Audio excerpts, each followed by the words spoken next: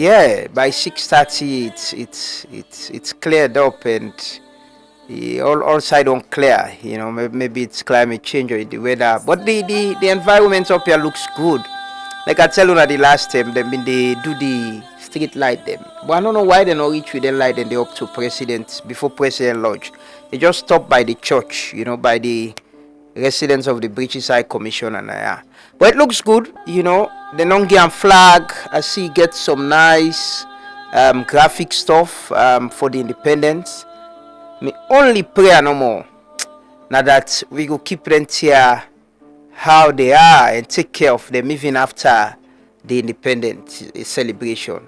It way light na net and na morning you watch them, it look very looks so nice. I wish them for care and go up to tennis court or even, but that is how that is how the road should be. It should be beautiful. If we're able to beautify them major spaces, especially a place like this where close to Osai, the road leading to Osai with President's Day. It means a lot. Yeah, but it looks good. I hope and pray so we able maintain them. Go tell like then Chinese light they will then give it up yonder, and give it then Chinese light them, but like I said the other day, then Chinese then say been good they watch we say everywhere, are they serious? We give them lights, they can't even maintenance it, street lights where they serve them all. You don't even have someone who could say, we they take responsibility and do this. Yeah, but good morning. Thanks for joining us this morning. It's always a blessing for wake up and there every other weekday for can do the people's work. It's a blessing. We thank God for that. Thank God for we life. Thank God for our life them as well. So you see me chimp, eh? Okay, don't forget say we get a new member.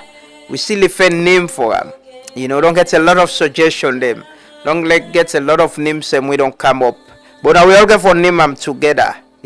Hopefully now we all go name them together. Any come the right them for me to up. You don't settle down. Don't settle down fine. I don't do side for day. We don't get a space. Now Bala actually be identified as spaces. So my man and able put on day yesterday.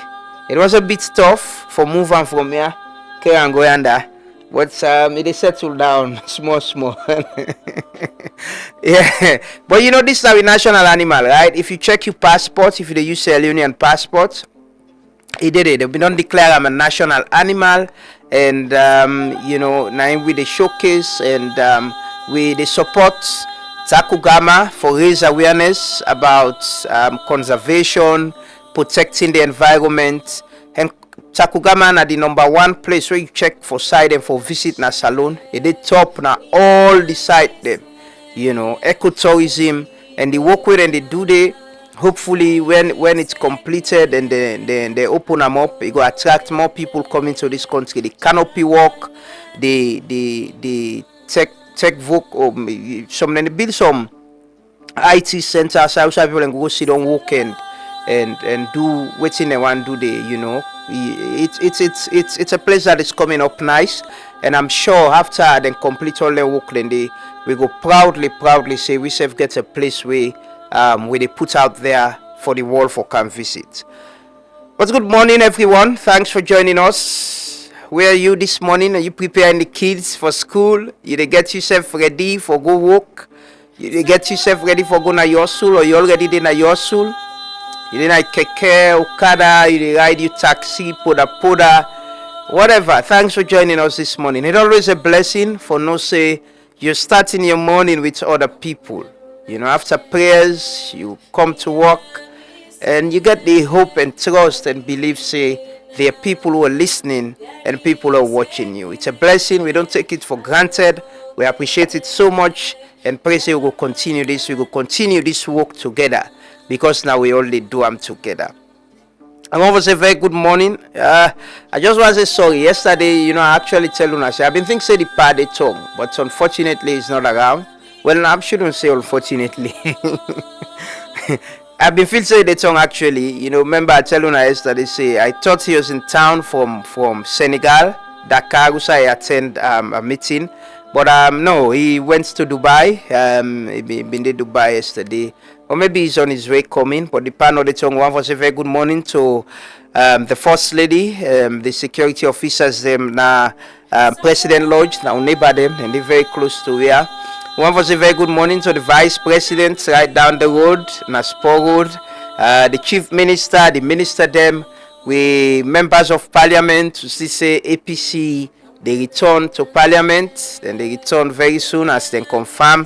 One was a very good morning to we councillors them, we mayor, yeah, we mayor they return back. Yes, we one was we actually, you know, they look forward to how we go get conversation with the mayor about waste management. You know, it's becoming very serious. I keep talking about it here because every other day when you move around, you see how people and they dump things them around, and it's becoming alarming and very serious. I think we need to discuss policies. How do we handle plastic waste? How do we create awareness as well? Otherwise, you know, it will be a serious. See, we've been on showing one documentary in a way Freetown Waste Transformers do. Where clearly they show the kind of challenge we'll get. If we don't address them now, either with policies and awareness and enforcement as well, then it will be a problem. But good morning, everyone. Good morning and welcome. We'll start the devotion with prayers. As always, we can pray. We pray for ourselves, pray for our country, pray for we all, una the people them. You know, we all. Let God make we better people. Let guide and protect we. Let provide for we. We all get we wish. We all get we prayers. We get we problem, with challenges. But we will believe. We just believe. Say with prayers, we open trust. Now God if for deeper. You know, if we pray, God go answer with prayer. He go guide and protect we, and we seek salvation as well. We seek salvation from God. So join us in prayers this morning. We come back. We'll take the anthem and pledge. Then we'll take we history lesson for today from God Joe Joseph Kaifala, the chairman of the Monuments and Relics Commission. Okay, we can get a conversation today on democracy and governance. Get two brilliant minds them for can talk about that, especially with what is happening presently in the country. And also we're going to talk to Honorable Marie Conte, we na chair of the legislative committee in a parliament. There is this security bill within a parliament. You know, it's just good that people are aware about them. We know what it mean and why we are about for getting a law like that. You know, it's very, very important at this stage. But let us pray. Let's start with prayer. We'll be coming back shortly. Say amen, amen, wherever you are. Because as my man then alumni can say, you know, Saboda in prayer like the answer. It can be you, it can be me, it can be anybody. Let us pray. آل محمد كما باركت على إبراهيم وعلى آل إبراهيم في العالمين إنك حميد مجيد. اللهم بارك لنا فيما أعطيت، اللهم بارك لنا فيما أعطيت، وأعنا على ذكرك وشكرك وحسن عبادتك. يا مقلب القلوب ثبت قلوبنا على دينك، يا مقلب القلوب ثبت قلوبنا على دينك. ربنا لا تؤاخذنا إن نسينا أو أخطأنا، ربنا ولا تحمل علينا إصرا كما حملته على الذين من قبلنا، ربنا ولا تحملنا ما لا طاقة لنا به، واعف عنا واغفر لنا وارحمنا أنت مولانا فانصرنا على القوم الكافرين. اللهم ربنا آتنا في الدنيا حسنة وفي الآخرة حسنة وقنا عذاب النار. اللهم لا سهلا إلا ما جعلته سهلا، وأنت تجعل الحزن إذا شئت سهلا، برحمتك يا أرحم الراحمين. سبحان الله وبحمده، سبحانك اللهم وبحمدك، ونشهد أن لا إله إلا أنت ونستغفرك ونتوب إليك. اللهم أنت ربنا لا إله إلا أنت، سبحانك إنا كنا من الظالمين. لا إله إلا أنت سبحانك إنا كنا من الظالمين. سبحان الله وبحمده، سبحانك اللهم وبحمده، ونشهد أن لا إله إلا أنت ونستغفرك ونتوب إليك. Father, in the name of Jesus, we thank you, we bless and exalt and magnify your name. We thank you for this land, Sierra Leone. We thank you for the peace. We thank you for everything, oh God. Father, into your hands we commit the land, we commit the presidents, we commit all the political parties. We ask that, Father, that you continue to bind them together. We pray for peace and unity in our land, oh God, in the name of Jesus. We ask that, Father, that you push away calamity and disaster far away from this land by the power of the Holy Ghost. Into your hands, Lord, we commit the land. We commit the sea, oh God. We pray that no calamity, no disaster no go for this land in the name of Jesus. We ask that, oh God, that this year, that this nation will experience peace, prosperity in the mighty name of Jesus. We will experience oneness as a nation by the power of the Holy Ghost. We thank you, Abba Father. We bless and exalt your name, O God. Take all the glory, take all the honor. In Jesus' mighty name we pray. Amen.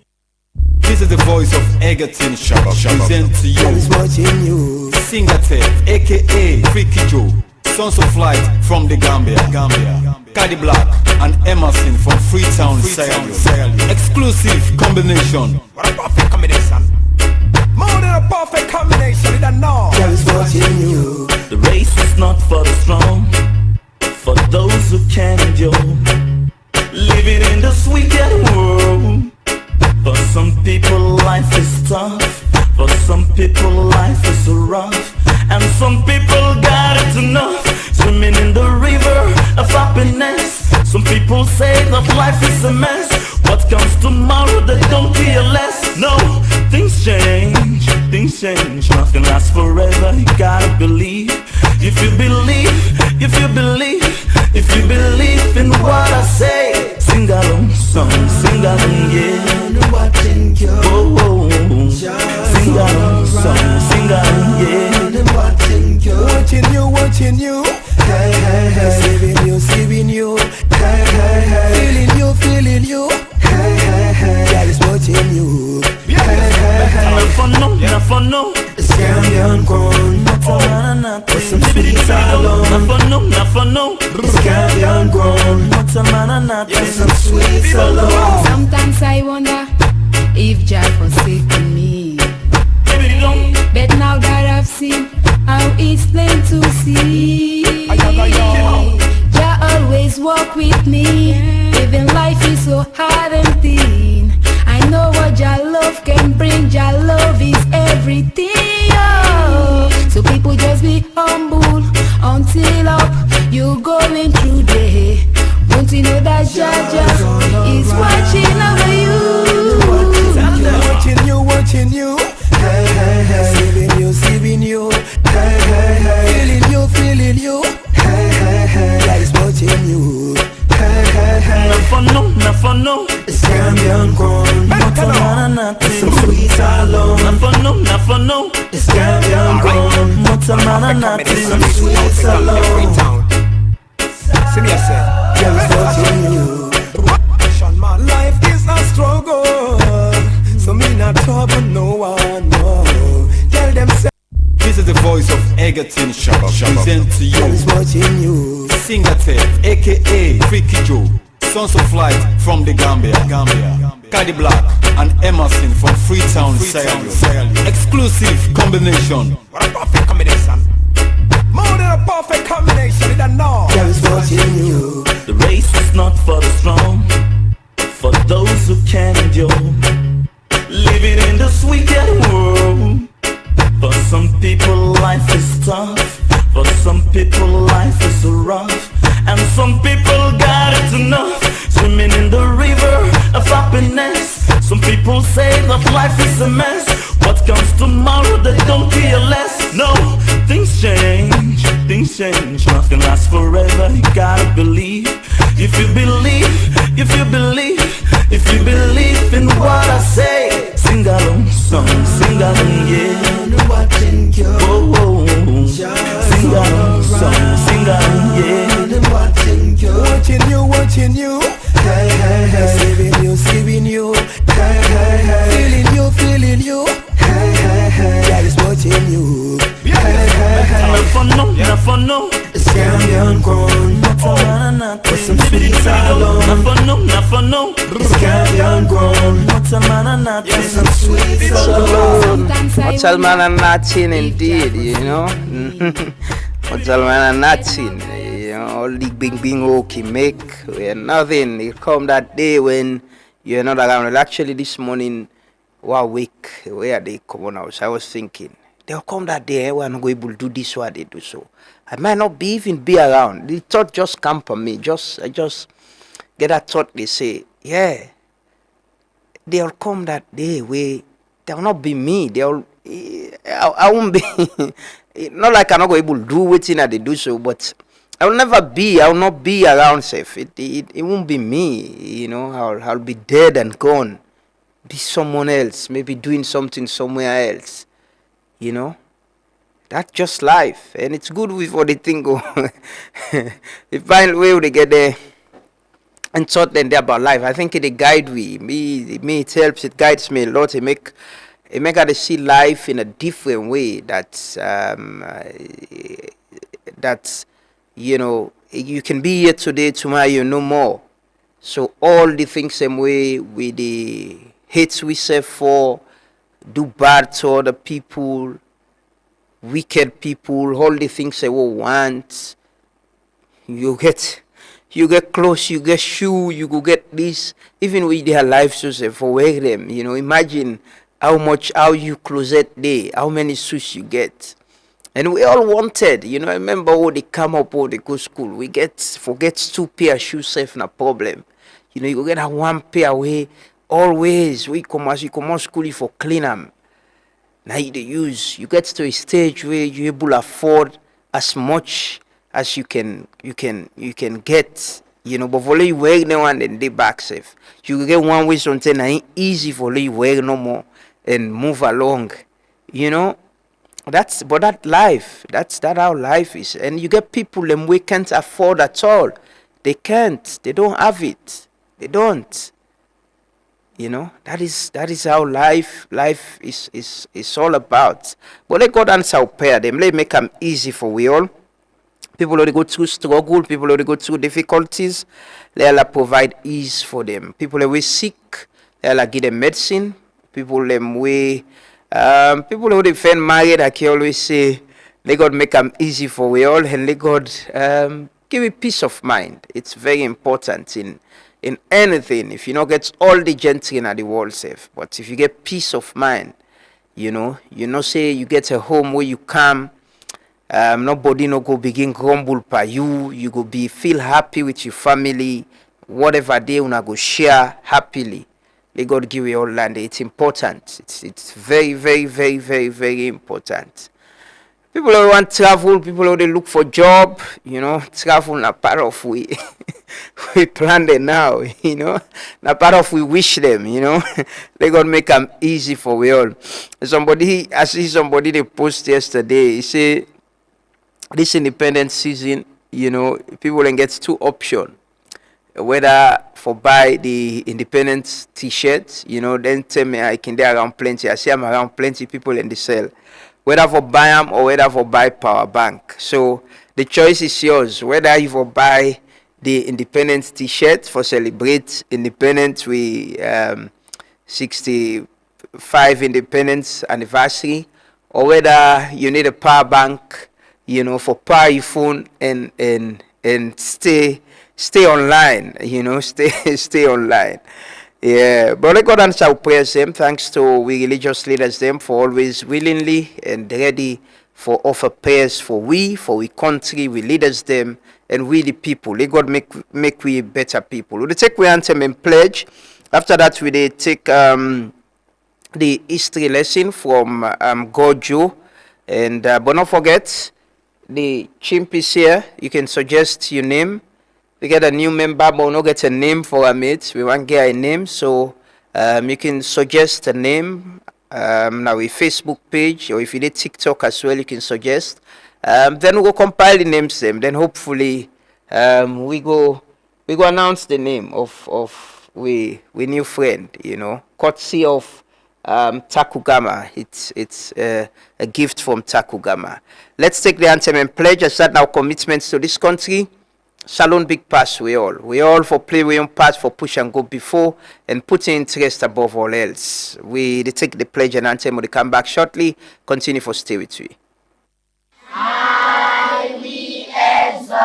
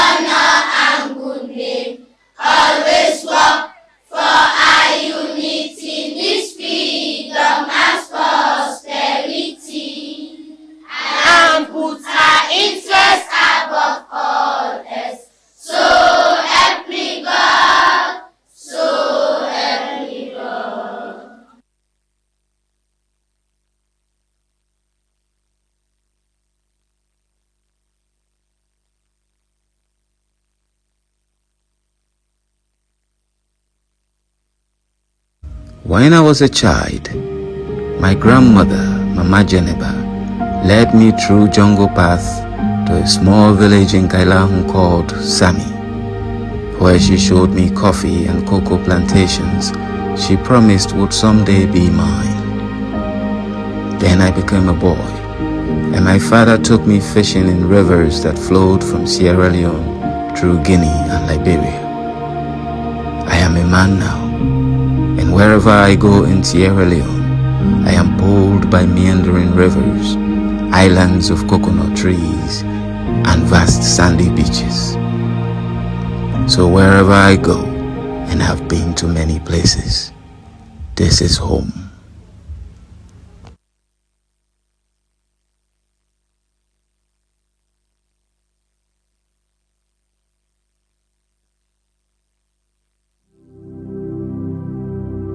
Most people now walk up and down these old wharf steps with no consciousness of its monumental status. But back in 1818, when it was completed, it was one of the most beautiful landmarks in Freetown. Someone said the steps appeared like a stream of water cascading down the wharf. The old wharf steps were part of Governor Charles McCarthy's infrastructural development plan for Freetown, a plan which included an embrace of stone architecture. Imagine some of Freetown's early merchants hurrying up and down these steps, just as we do today.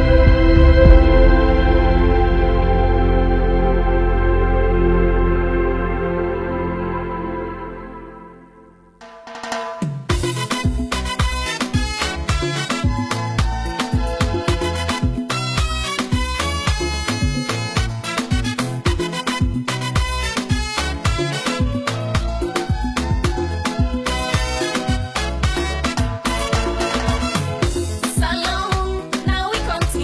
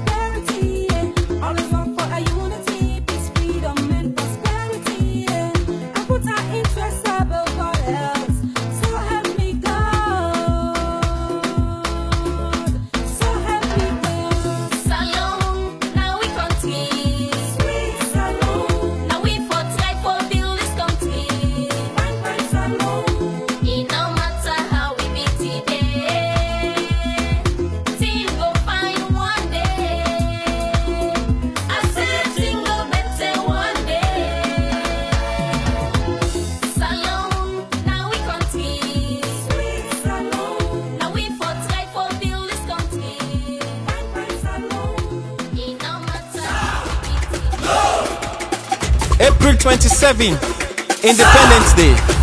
Enjoyment's Day. Mama, I wanna express this loving. Mama, me I want to cut to the old one. Mama, I love you, bata. Happy birthday, Mama Salon. Mama Salon. Happy birthday, Mama Salon. Mama Salon. Happy birthday, Mama Salon.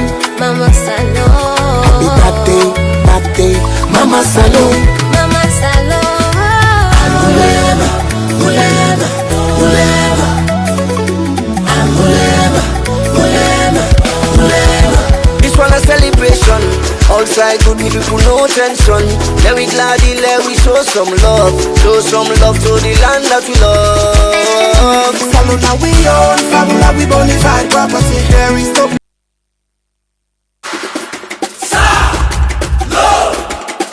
April 27, Independence Day. Enjoyment's Day. Mama, I wanna express this loving. Mama, me I want to cut to the old one. Mama, I love you, bata. happy birthday, Mama Salon. Mama Salon. Happy birthday, Mama Salon. Mama Salon. Happy birthday, Mama Salon. Mama Salon. Happy birthday, Mama Salon. Mama Salon. Angulema, Angulema, Angulema, Angulema, Angulema, Angulema. This one a celebration. Outside good people, no tension. Let we gladly, let we show some love. Show some love to the land that we love. Salon now we own, Fabula we bonafide property.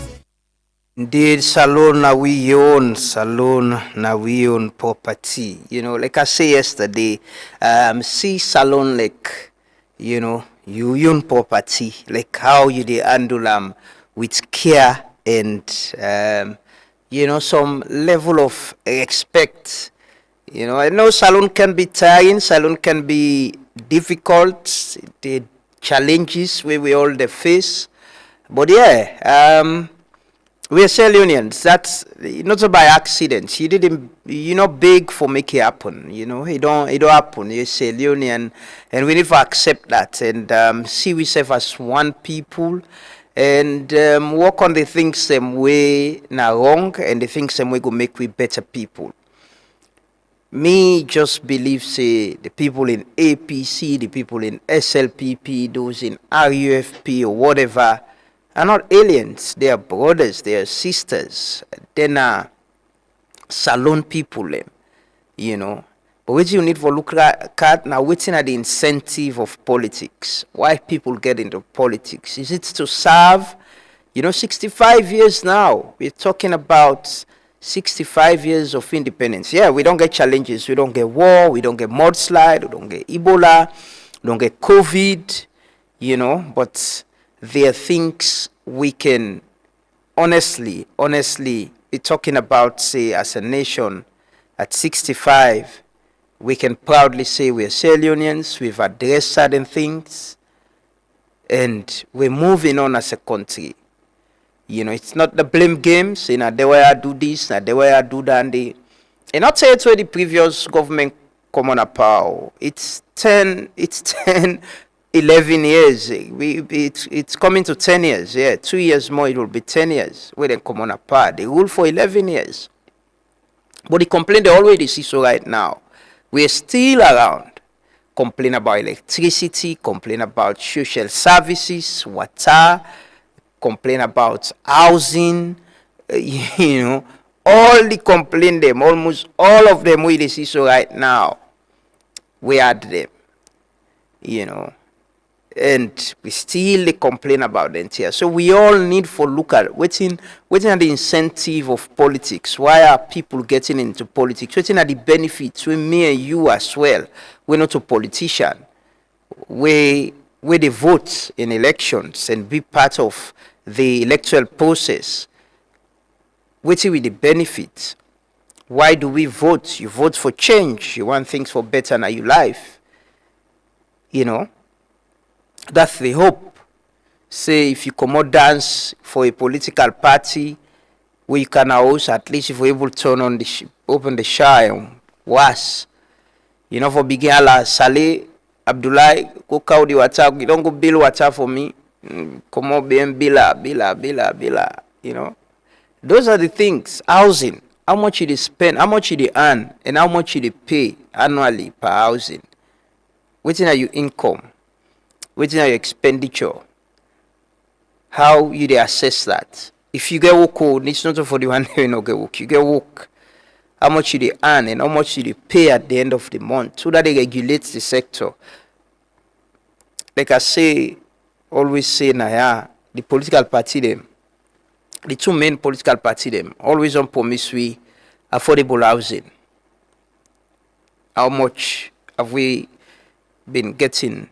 You know, that way you go understand. Say, yeah, I'm a teacher, but yeah.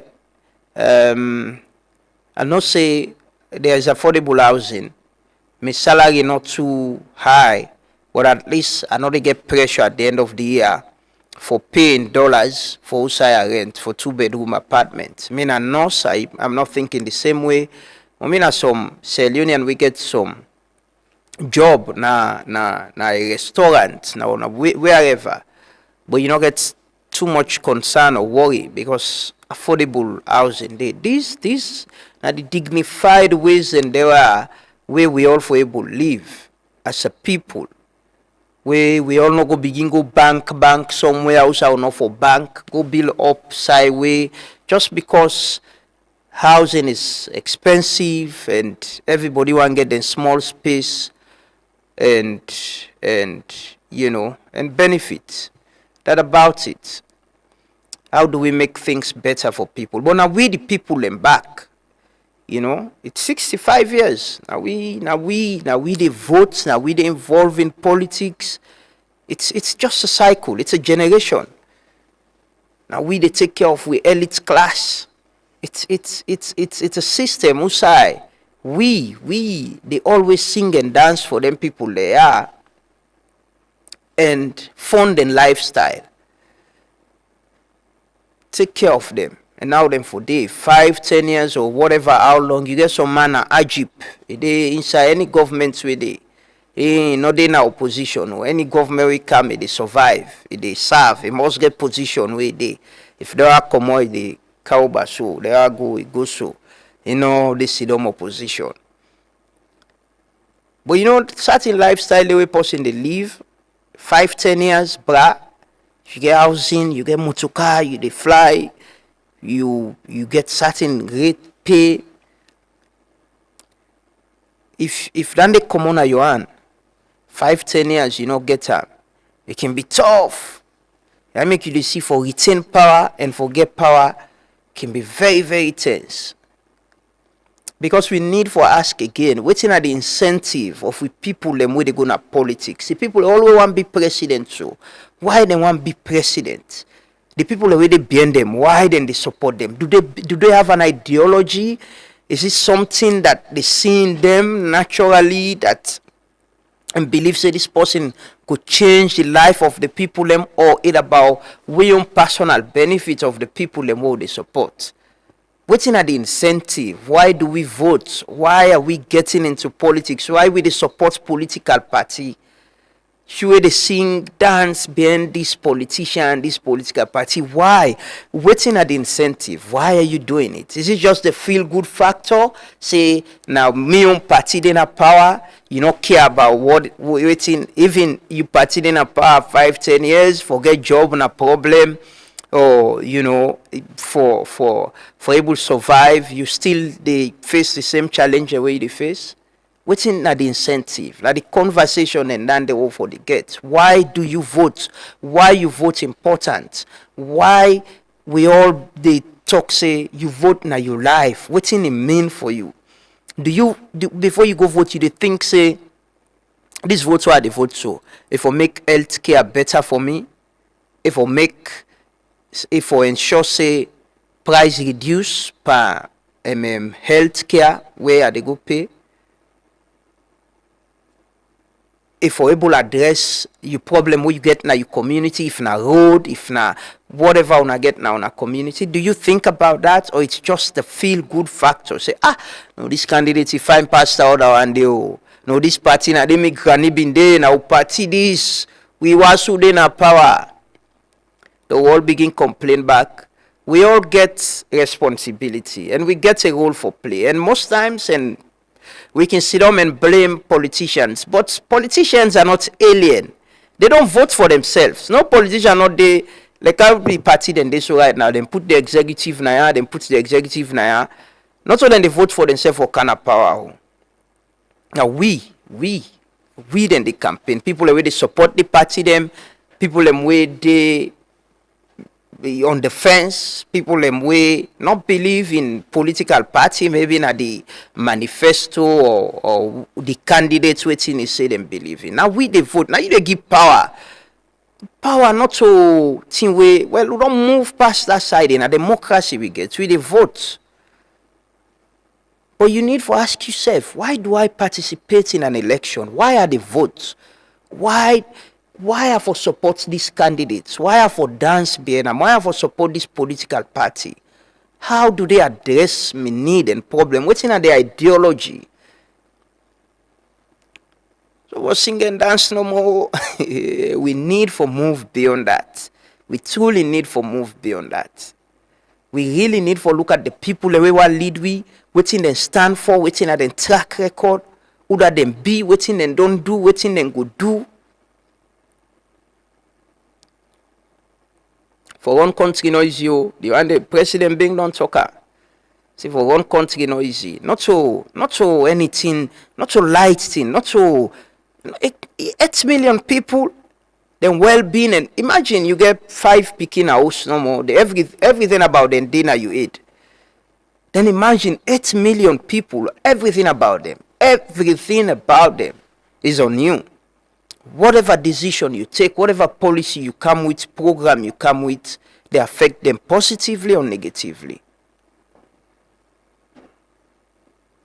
We need to get them deep thoughts in there and thinking in there. So on this Thursday, we're going to talk about governance and democracy today. But let me get them thoughts in there. We as the people back, most times we can agree. People need to provide political leadership. But then people who they come for lead we so, they're not come up from anywhere. People who go don't live with we, people we know. How do we assess them? Is it just about we connection with them? Is it just about saying yes, now we on turn, we safe calm, now we party, now we for calm? Is it about believing in their ideas, their policies? Is it about you believe say this person will affect the change, way for effect now this country for the better? 5-10 years ago, we were complaining about electricity. 5-10 years, we're still complaining. Hopefully, there is a NANT project. Hopefully, there is MCC still around. Hopefully, we'll be able to address that. Alhamdulillah, we'll address that. Then we'll get all that thing what they look at. But now then conversation and they will forget. It's really important. Uda they ensure say the judiciary is independent. Uda go ensure say no matter who you be, your status in a society, if you are before the law, you are treated like any other citizen with respect and dignity. Now then conversation and they will forget, because we all will get situation where sometimes you will get for go court. But how does the justice system protect your rights, your dignity, and treat you like a citizen as it did at the Constitution? Everybody is equal under the law. How do we get that? And then conversation and they will forget. You know how many people, there's several reports where they tell you people them within a remand. We don't did it for a very long time. Then case they know they come up safe. These are citizens too. They deserve rights. They need to be treated as citizens with dignity. You know how many parents they cried and get case people who they work on a courts, then case don't go here, then land, they don't take me land na me and not get influence, then case don't go here, I don't go yonder, then don't suffer them. Boom. Just because sometimes you don't get influence, you don't get money, But how do we have a system whereby every other citizen will be treated with dignity and seen as being equal under the law? As a people, as a country, and then conversation then don't forget. As much as we blame people that we don't lead with, people that within a public service, people who provide leadership, but we self take responsibility. Let we always self accountable. Now we they vote, now we they sing, now we they dance, now we belong to political party them. We not only see good in politicians because now we party in a power. Anything we then do, we party in a power, anything we then do, I like na wrong, it is right. We party the opposition, I like the world in a power do right, it is wrong in your own eyes. There's nothing wrong for support a political party within a power and all that party they are accountable. In fact, you they help themselves. You they help them for able to win other elections. Because if you were there from within, they hold them accountable, they call them to book. Then they understand, say yes, if me, now like you home, if you know all you picking, if you not train you picking well, you picking they do bad, you they watch out, you they left arm, it they go do and a treat. It they normalize them. We all get a role for play. Things should not just be good because it's you, and it's bad when it's not you. Them party are just institutions away now. We self create. Go read and can't tell you the founding fathers of APC and SLPP. Now people then create them. Oh, it's ideology for rule, for govern. And now we still the part of them party they are. And now we the vote back. They are not alien. Now people are all sabi. But sometimes for speak truth to power can be difficult. People only feel convenient if they not get access, if they are not in. I can get some people, we can reach out to me. I can say, the things you want to say, so you're only saying it because possibly you are aggrieved about something. It's not about you legs alone. Now because sometimes you don't lose your job or you want a certain contract, they not give you, now it make you vex. It's not not a genuine way.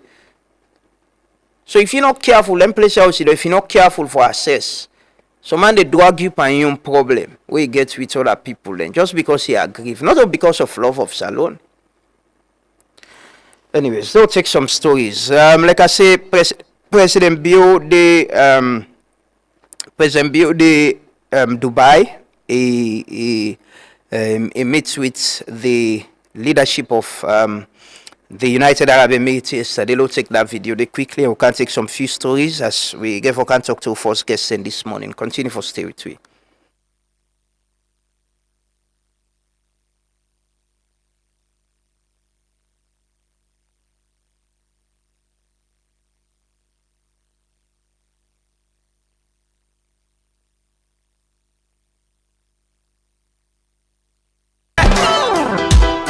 The word of God can make you wiser. Let's kapu if you na money. Corporation don't launch the Freetown follow-up meeting to the third Joint Commission for The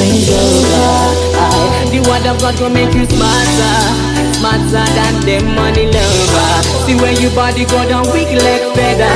Usa you they can only thing them when you don't get that. See everybody go face their own judgment. Even the judges, even papa government. Only for people when I get the employment. Even to the big man we sit down on the adjustment. Say we reap what we sow, yeah. As we come now, so we they go, na. See no one knows tomorrow, na. Not a man, not a God, why, oh. See not a man, not a God, he let you crack and play them, let's stop,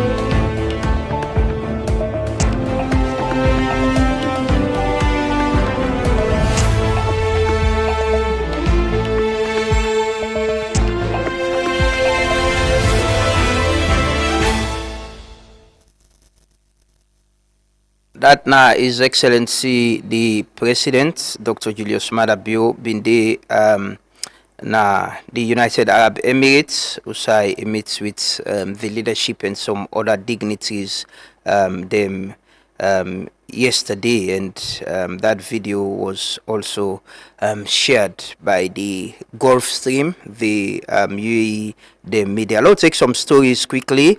The Sierra Leone Football Association though announced vacancy. Yeah, yesterday we get conversation. I am here, Rodney. It not take long. I see there is an announcement. The Sierra Leone Football Association do announce vacancy for the position of head coach for Leone Stars. Let's just read quick. So the Sierra Leone Football Association (SLFA) invites applications from suitably qualified candidates for the position of head coach of the Sierra Leone men's national team, Leone Stars. Role overview: the head coach will be responsible for the overall technical direction and performance of the senior national team in all international competitions and engagements. The role includes team selection, match preparation, tactical leadership, and the effective organization of training camps and related activities. In close collaboration with the SLFA, technical departments and team manager, key responsibilities: provide strong technical leadership and define the team's playing philosophy. Select, manage, and prepare the team for all international matches and competitions. Plan and supervise training programs, camps, and scouting activities. Monitor player performance and maintain a competitive and balanced squad. Ensure alignment with SLFA technical policies and long-term development frameworks. Prepare and submit technical and performance reports as required. Minimum qualification and requirement: CAF A license, UEFA Pro, FIFA organized coaching qualification in line with the substantive CAF coaching convention. Minimum 5-10 years experience at senior level, preferably with a national team or top tier club. Proven track record of performance and results in competitive football. Strong knowledge of modern coaching methods, tactics, and player management.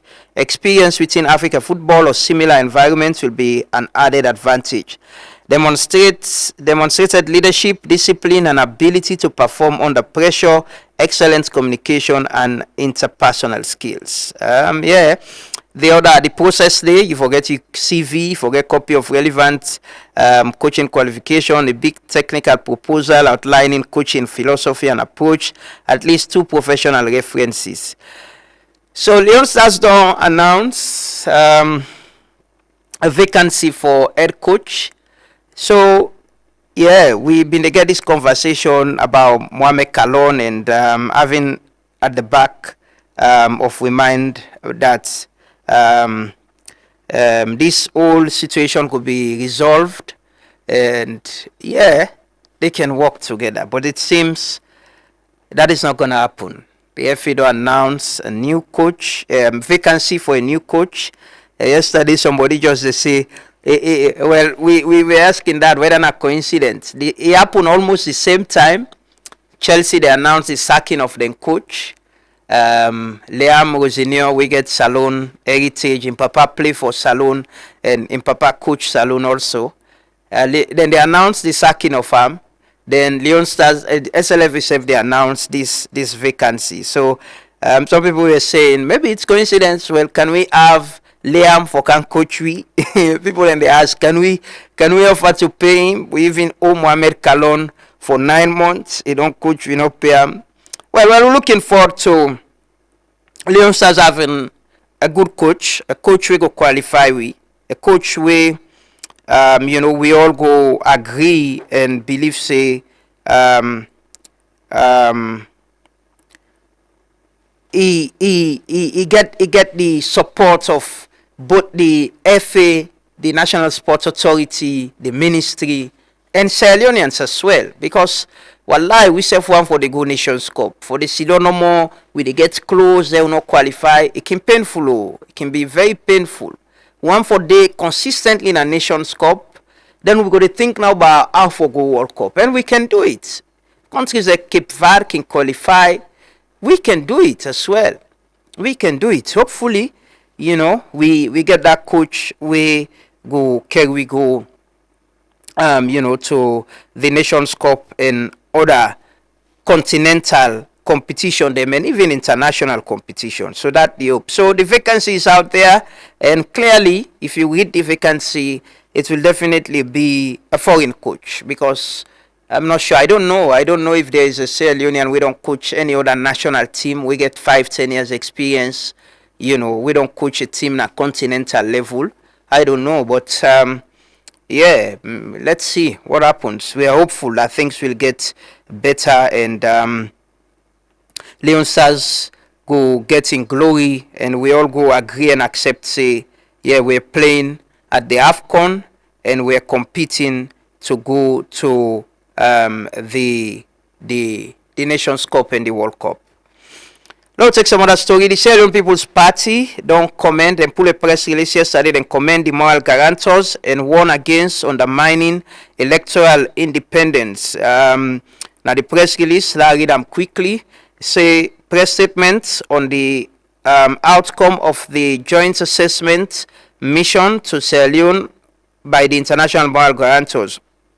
The Sierra Leone People's Party, SLPP, expresses sincere appreciation to the international moral guarantors, ECOWAS, NEOAS, and the Commonwealth for their steadfast commitment to peace, stability, and democratic consolidation in Sierra Leone. We extend special gratitude to Her Excellency Fatoumata Jallow Tambajang, former Vice President of the Republic of the Gambia, whose leadership and consistent support have guided this process from the inception.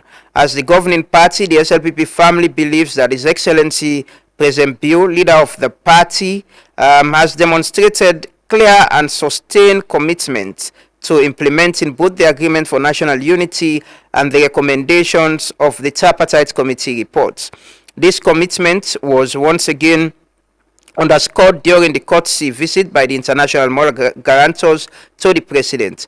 After carefully reviewing the 8 key points outlined in the press statement issued by the international moral guarantors dated 20th April 2026, we wish to convey the following.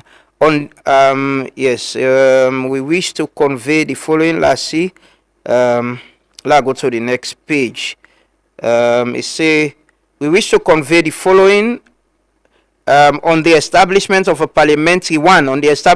parliamentary standing committee and the restructuring of the Electoral Commission for Sierra Leone. The SLPP strongly urges full respect for Section 3211 of the Constitution of Sierra Leone, which states, in the exercise of any function vested in it by the standing in at the next page. Just look for them and read them quick. Constitution, the Electoral Commission shall not be subject to the direction or control of any person or authority. Let it be noted that Parliament cannot provide oversight authority over the administrative and professional operations of state institutions whose independence and impartiality have been expressly created by the Constitution or any other law, in the same way as Parliament cannot establish a standing committee to oversee the Judiciary, Anti-Corruption Commission, and Audit Service Sierra Leone. It can equally not exercise such authority over the Electoral Commission of Sierra Leone. 2, he say we welcome the expansion of the Tripartite Steering Committee to include other political parties and civil societies, as this fosters genuine inclusion. In our view, meaningful electoral reform extends beyond the concerns of any single political parties. It must embrace diverse perspectives. Concerning the proposal on the electoral system, we commend the international moral guarantors for upholding the authority of Parliament and respecting parliamentary procedure in relation to the Constitution of Sierra Leone Amendment Bill 2025. In line with the position of our leader, the SLP will continue to advocate firmly for proportional representation. With regard to the ongoing population and housing census, we reaffirm our commitments to working collaboratively with all political parties, including the APC, to maintain constructive engagement with Statistics Sierra Leone. While we welcome the APC's decision to end its boycott, we urge its leadership to adopt more responsible and mature approaches in governance with governance issues. Persistent boycotts and threats undermine Section 35(1) of the Constitution of Sierra Leone, which establishes political parties to participate in shaping the political will of the people, among other responsibilities. We reiterate our zero tolerance for hate speech, incitement, and profane language. We commend the delegations of the government and the APC, development partners, the leadership of the Independent Commission for Peace and National Cohesion, and all other stakeholders for resolving the institutional and operational issues of the Tripartite Steering Committee. We also note with dissatisfaction the press statement dated 19th April 2006 issued by the APC National Secretary General. We find the penultimate paragraph particularly unhelpful and unnecessary, as redundant, posturing, and threats erode trust and weaken the collective goodwill shared by all parties. The SLPP remains fully committed to working with all political parties, including the APC, to advance electoral reform, strengthen state institutions, and deeper democracy. Signed, Paran Umar Tarali, National Secretary General, Sierra Leone People's Party. So, this is an SLPP then position on the recommendation, but there is this contentious issue again about the setting up of a parliamentary standing committee on the restructuring of the Electoral Commission for Sierra Leone. You know, we don't move from appointing Edmond Alpha. You remember I get the Minister of Information and the Honorable Aminata Sise. Clearly, there are disagreements, but disagreements go there. But now how the parties then go sit on a table and address then disagreements in there. I think that's moving forward. That is very important. We all as Sierra Leoneans for look forward and hope say we not get a stalemate into all this issue again, and at a point side we will get the opposition for back out of governance. Will they take one final story? They can join, we guess them very soon. Yesterday the foreign missions, the British High Commission and others, them release a statement. I will just read within the right quickly within the statement. It's a statement on the ECOWAS, UNOWAS, Commonwealth, International Moral Guarantors Joint Assessment Mission to Sierra Leone. The embassies and high commissions of Germany, Ghana, Iceland, Ireland, Nigeria, and the United Kingdom welcome the press statement issued by the ECOWAS, UNOWAS, Commonwealth, International Moral Guarantors Joint Assessment Mission to Sierra Leone, 20th April 2026, and commend the government of Sierra Leone, the APC party, and other stakeholders for agreeing to advance the implementation of the Agreement for National Unity and Tripartite Committee recommendations. They go further for talk on within a their own position as well on the outcome of the report. They say we urge all stakeholders to implement the 8-point agreement within the proposed timelines, and as friends of Sierra Leone, we remain committed to supporting government and all stakeholders in their effort to strengthen participatory democracy and inclusive governance for the peace and prosperity of the people of Sierra Leone. So we friends them, the embassies, the foreign missions, they pull a statement yesterday. Then they urge the parties involved, the government, the opposition, because there is a timeline. Don't agree, say, by December 2026. We don't move beyond this now. We will begin to talk about elections, written at the reform stem and how it take we to election. Hopefully, we'll get to that point. Hopefully, this will be resolved. Hopefully, common sense will prevail. Hopefully, Salon will be the winner in all of this. Hopefully, we politicians them could see reason for dialogue and work together, even in the differences and disagreements. We'll take a quick commercial break, then we can join with guests them this morning. Continue for Stay With 3. This is not the Truth Morning Devotion. Are you tired of waiting in long lines at the bank? Say hello to Omnolite, your ultimate banking solution from EcoBank. With Omnolite, managing your finances has never been easier. Here's why. Omnolite allows you to enjoy easy access to your account information across multiple countries. Monitor your accounts in real time from the comfort of your home or office. Rest assured, with OmniLite, all your online transactions are guaranteed secure. Do you need to transfer funds? No problem. Whether it's domestic or international, OmniLite has got you covered. Make multiple payments effortlessly with our convenient multiple transfer service. And paying bills is a breeze with Quick Bill Pay. Plus, schedule future payments hassle-free with standing order. Want a checkbook? Just request it on OmniLite and it will be delivered to your doorstep within 10 working days. Experience the convenience and efficiency of OmniLite today. Visit us online or at your nearest EcoBank branch to learn more. A better way, a better Africa. When starting your day, getting fit is the first step. When the hustle starts, nothing should stall you. When it's time to plan your future, saving should be easy. When you're ready to expand, no room for excuses. When your child needs relief, waiting isn't an option. And if it's you asking, no isn't an answer. Because for us, when it comes to banking, it's all about you.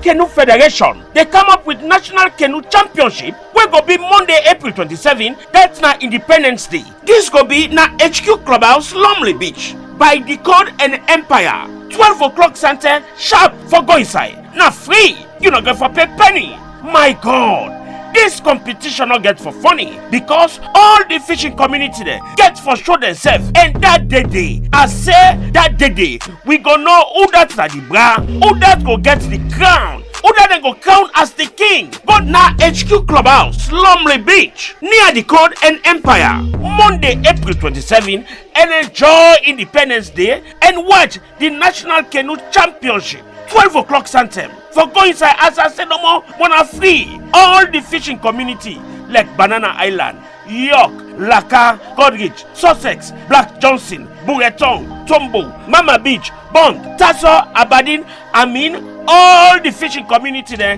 get for take part. Hey, Bobo, who that go be the boss? The winner go get very, very, very beautiful prize. We go make Monday tag National Canoe Championship. Can go battle you fishing community where you dey or the one where you dey do business with. Come see for yourself the National Canoe Championship. We go be Monday, April 27, Independence Day. This competition go begin 12 o'clock Santen sharp. Now HQ Clubhouse, Lumley Beach, near the Code and Empire. Ah, my brothers, my sisters, all man, we dey look for una day.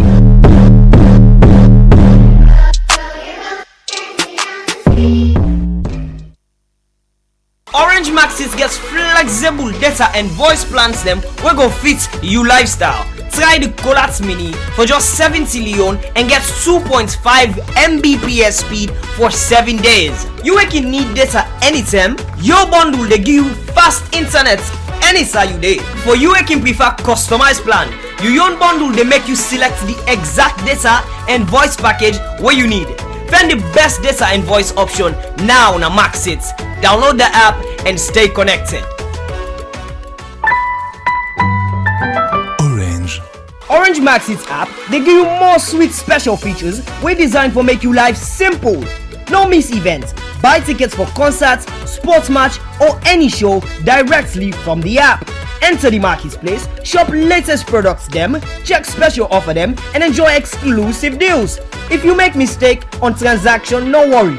The app gets instant reversal feature where they give you control over your money. All the special features and more they waits for you inside the app.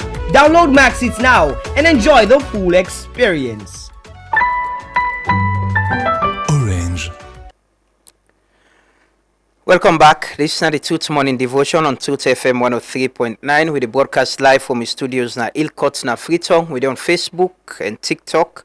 And we partner radio stations them as well. Radio Bintumani, Radio Muse na Falaba, Pujeun, Kailaun, and we partner radio na Tongo as well. One for welcome on already listen to Winner Radio Land through we community partner radio stations. This morning we can talk about democracy and governance na Salone. You know, Salone I country we don't go through a lot. And we move from post-war, we don't get elections, we don't get a point to say even the opposition they win an election, then the ruling government they hand over to them. But how do we sustain that, and how we as a people can get conversation and discussions them around that as much as important for all the political players accountable. So this morning I get Abdul Fatoma, a very good friend of ours here, when I'm the chief executive for Chadi, and I also get Ambassador William Keru, when I'm head of AU ECOSOC Secretariat. Good morning, gentlemen, and welcome. Thank you. Good morning. Yes, it is a pleasure having you. And we can talk about the multi-stakeholders dialogue, reimagining a just and resilient democracy in Sierra Leone. But first, Ambassador, I want we start with democracy, possibly a context of who say we don't come out as a nation, and who say we they presently, the resilience of and how we've been an example to some other country, even at the sub-region. Yeah, thank you very much, Lambrana, and thank you for having us at the program this morning. Like you rightly said, democracy across the globe has its own challenges, of which Sierra Leone is not an exception to it. Some of the peculiarities in terms of challenges that Sierra Leone encounter, we've seen the same in many other countries.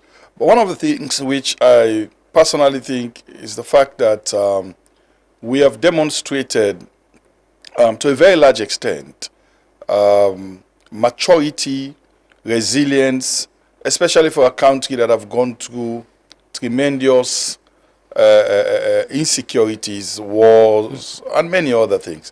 So I feel that we have our challenges, but this is the challenges that require us to have what I will call an honest and frank conversation, a soul-searching kind of interrogation and conversation, to look at what are some of the gains that we have made as a country, and how do we build on some of those gains. What are the challenges which are there? What can we do better? How do we try to improve on some of the challenges? Because it is a process. And looking at the outcome of the past elections, some of these pitfalls or challenges have actually been identified as a result of through the various mechanisms like the monetary observer missions and the like. And it has led to many other processes. So we as African Union coming in, especially from the civil society wing, is not to do anything in isolation. It's to build on existing conversation that has been going on. So we want to see how we can bring in on board relevant key stakeholders to see how we can have an honest and frank conversation. Let us ask ourselves the most difficult but necessary question: whether our democracy is working, and what are some of the challenges, and what can we do better. You don't engage civil society na the continent. You know, Salone is no exception. You work with Chadi and others as well. But waiting we don't they get the conversation we don't they get recently na the civic space. How we all know how civil society mobilization help we from the war, the protests against Fodis and Core, people and die. You had SLTU, Labour Congress, then student movement, then. But it seems like that is missing in we on democratic space. Everybody they blame the civil society, say people are partisan now, then they support this and they support this. How in Wion context relevant and important the civil society be with the Woko and the Dona ECOSOC? Democracy cannot thrive without the participation of citizens and civil society, the media, and all these other very many stakeholders. So the role of civil society is very fundamental. It is important that we have the space. It is important that we have access to information. It is important that the media also have and the necessary conducive environment to operate. And especially for a country like Sierra Leone, where, like you rightly said, we saw the contribution of the civic space, of civil society, from the transition of war to peace and consolidation of democracy, the 50-50 movement, and many other institutions and organizations in Sierra Leone who played pivotal role in ensuring that we transition from the dark age to what we have today.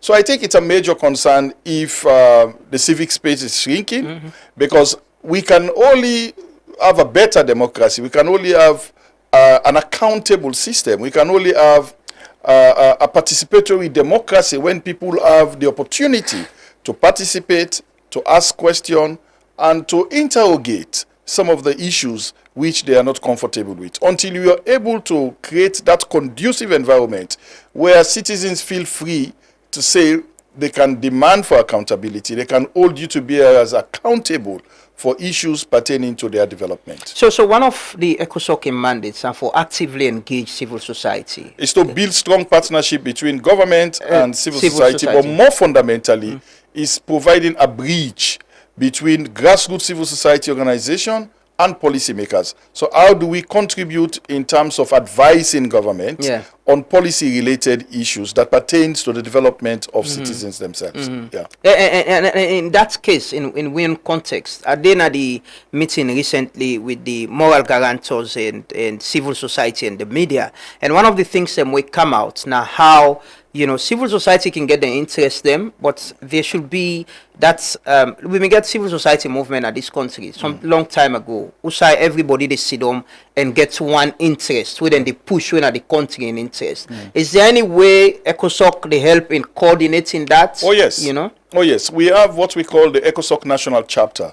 The ECOSOC National Chapter is an umbrella body of many civil society organizations within the specific country or context that work towards popularizing the African Union Agenda 2063, which looked at issues related to democracy, governance, and many other development aspects. So one of our mandates is to build the institutional capacity of these platforms and these organizations, and then also work with relevant civil society organizations in various member states. So Chadi being one of these organizations that we work with at country level, and many other civil society organizations in Sierra Leone. But fundamentally, like you rightly said, our responsibility is to ensure that we're able to organize this body, because the more they are fragmented, it becomes more difficult for them to be able to work in a much more structured and coordinated manner. So you need to be able to build this kind of a network that you'll be able to build capacity so that they play a complementary role and support government where there is need for them to support government, but then more fundamentally demand for accountability where there is need for them to demand for accountability. Abdul, you can't talk about Sierra Leone democracy and peace without mentioning the sacrifice where people in the civic space make. It was civil society people who boldly march up to the residents of Fudesanko and say, no, this should end. It is students who come over a big college and with guns around Freetown and say, no, we are against this. The people died, but at this time now with civil society, you've been in the space consistently with different administration. How civil society in a salon they able to build that movement? Because as it is presently, it seems clearly fragmented. The time where we been get civil society for the focus much more. Not one of the reasons because we collectively be one piece. Because by them, civil society or NGO terminology be very new globally in the early 90s. So one way for sure say countries then they try for build a stronger system for bringing democratic voice in the country. You be able to forget the civil society movement where we get Teachers Union, Labour Congress, the Sierra Leone Bar Association, all of the other professional bodies that will be there in this country will specialize, but they part of the civil society movement. And the civil society movement being able to galvanize citizens' interests and put up before the government or neither the junta government, and they look into them concerns in there. And if they fail for look into them concerns in there, you they see a massive protest. So sometimes even where them in they use gun against them, but the next other protest where them go call, citizens across this country go galvanize their freedom and ensure say that protest they go on. So like when President Kaba, when we reintroduced democracy in 1996, when President Kaba went for go on global trip them, we are very critical towards this country. It ensured that say 2 civil society people in the day inside that in delegation. And by them, they know they label them civil society delegates then they as a label or as a brown envelope civil society people them. So then civil society leader them like Zana Bangura, Charles Mambu, Festus Mina, Davidson Kuyate, several others them way be there at the forefront. Them in the part of the delegations and they. So when them in the return, instead of government spokesmen them sit on a radio and television they talk, now be then civil society people them they can't explain about Sierra Leone position into that. And sincerity been there to some point. Some point then the way government go to a large delegation, then civil society or journalist leaders them also, because they also take from sludge as well sometimes. Then they also come and criticize some ministers and the way we travel will not be necessary. So but still government not been the drop say because we go to now we'll come when I can't criticize you on things there. But there are some bottleneck the ways really they actually find them very hard for negotiate the deal there, but civil society be the day at the table. So government no go can say we try but will not be succeed. Now the civil society be the narrate the challenges where would they face. Either them bully we by we economic strength by them, like Nigeria for example. If we contest against Nigeria, the possibility that we they lost not because Nigeria population pass we, because the economy is stronger than we. Not that we're going to contest with South Africa. South Africa, advanced than we because of the economical power. So the money we then go give a lobbyist group for lobby before. We just feel say that an open election we they go on the context, not knowing that diplomatic lobby done behind the scenes to other member states that we get for vote. So if you then at the floor for do lobbying, from Sierra Leone, you don't get nothing for offer to the other member state for let you vote. Definitely we'll go on the ballot to get for loss. So all of them challenges then if some government people can't sit down they explain, the next man not even you want for no, because along the line when we move from 1996 we come when we sit down now for democracy proper, that then we erode trust between the people and government. And government administration after government administration between the APC and SLPP continue for ignore the signs and the concerns from people. Because within this country, you and I know, when Sludge used the yellow ribbon for Ebola, you see how much citizens have been listening to Sludge than the government platform we've been there for pass on the information for Ebola prevention. So that shows you that citizens have more trust a non-governmental platform for engagement on national issue than government platform. So then you come back to COVID. Some of we, UNICEF and the WHO in this country, talk to we for volunteer for be COVID ambassadors. And because of we've been used with Facebook platform then, they assure say the vaccine they work and the vaccine reliable and the best way for do this for wash we hand, we maintain social distancing.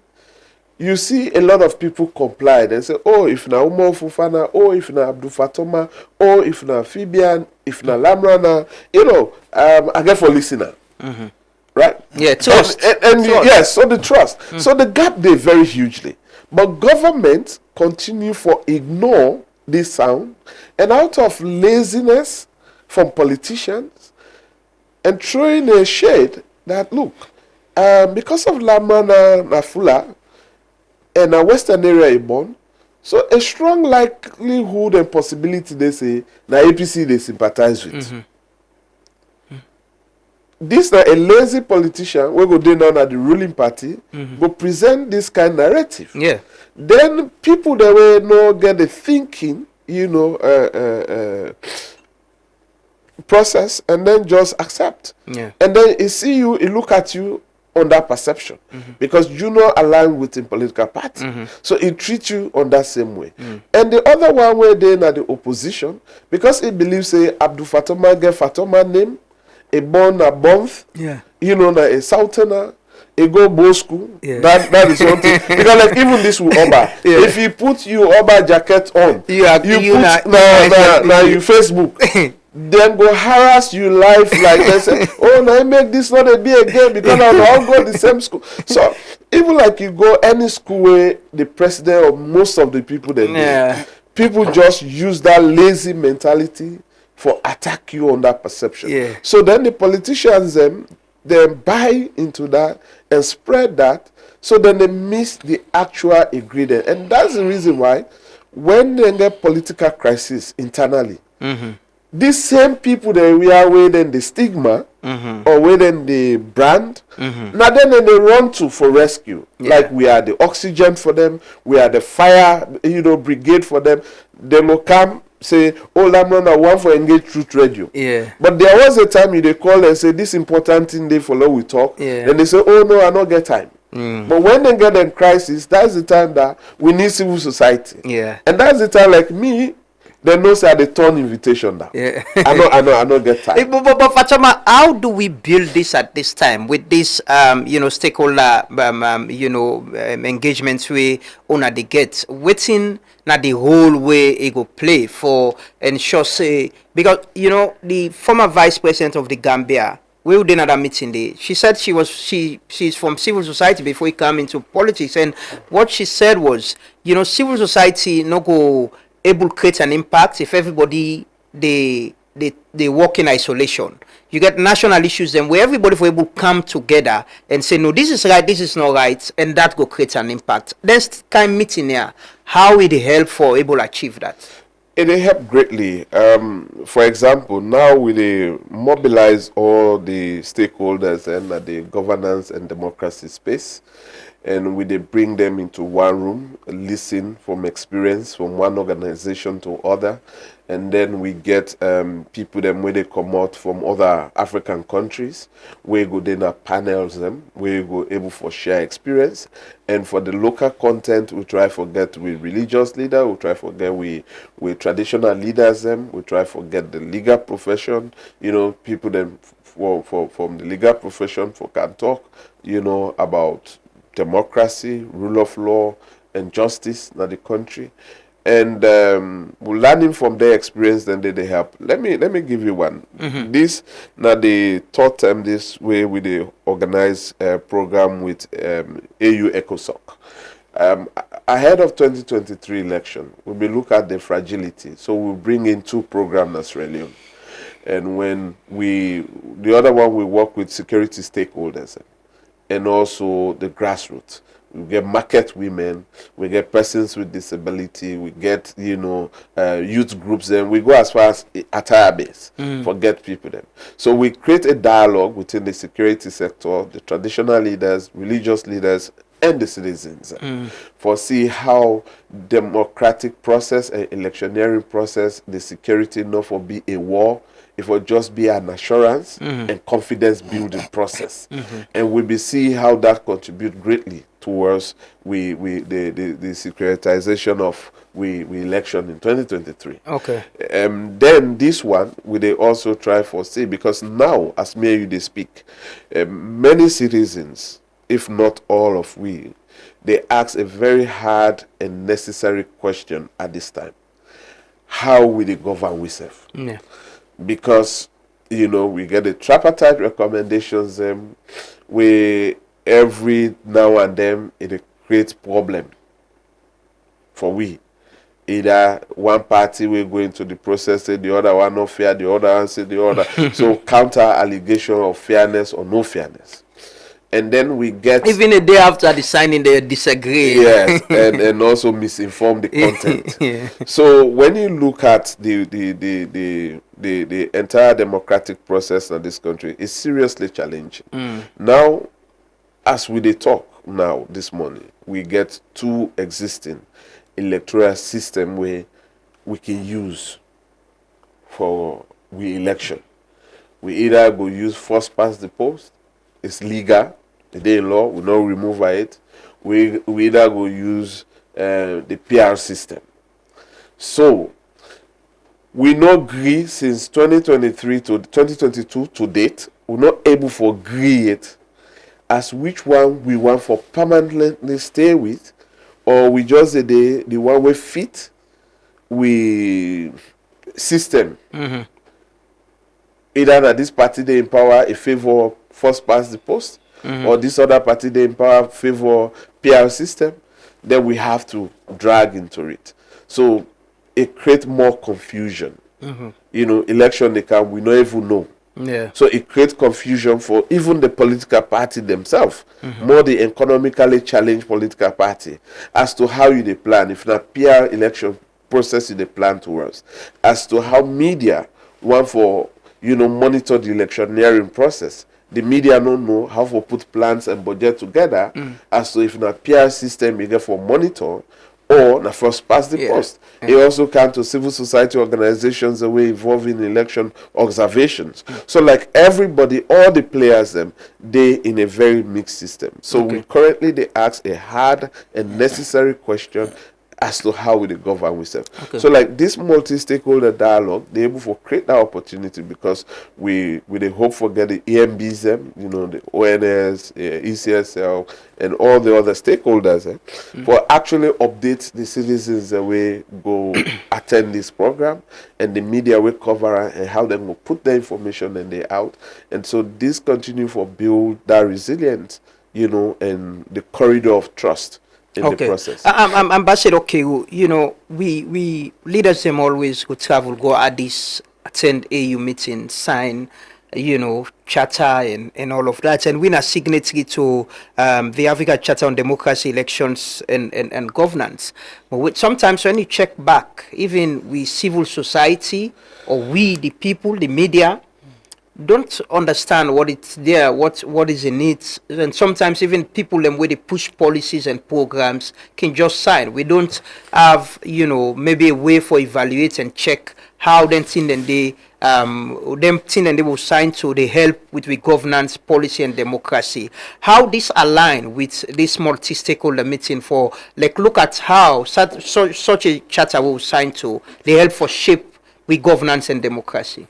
Yeah, thank you very much, Lambrana. Like you rightly said, the African Charter on Democracy, Election and Governance is one of the normative instruments, which set guidelines on how we can have better democratic space or democratic governance in our African member state.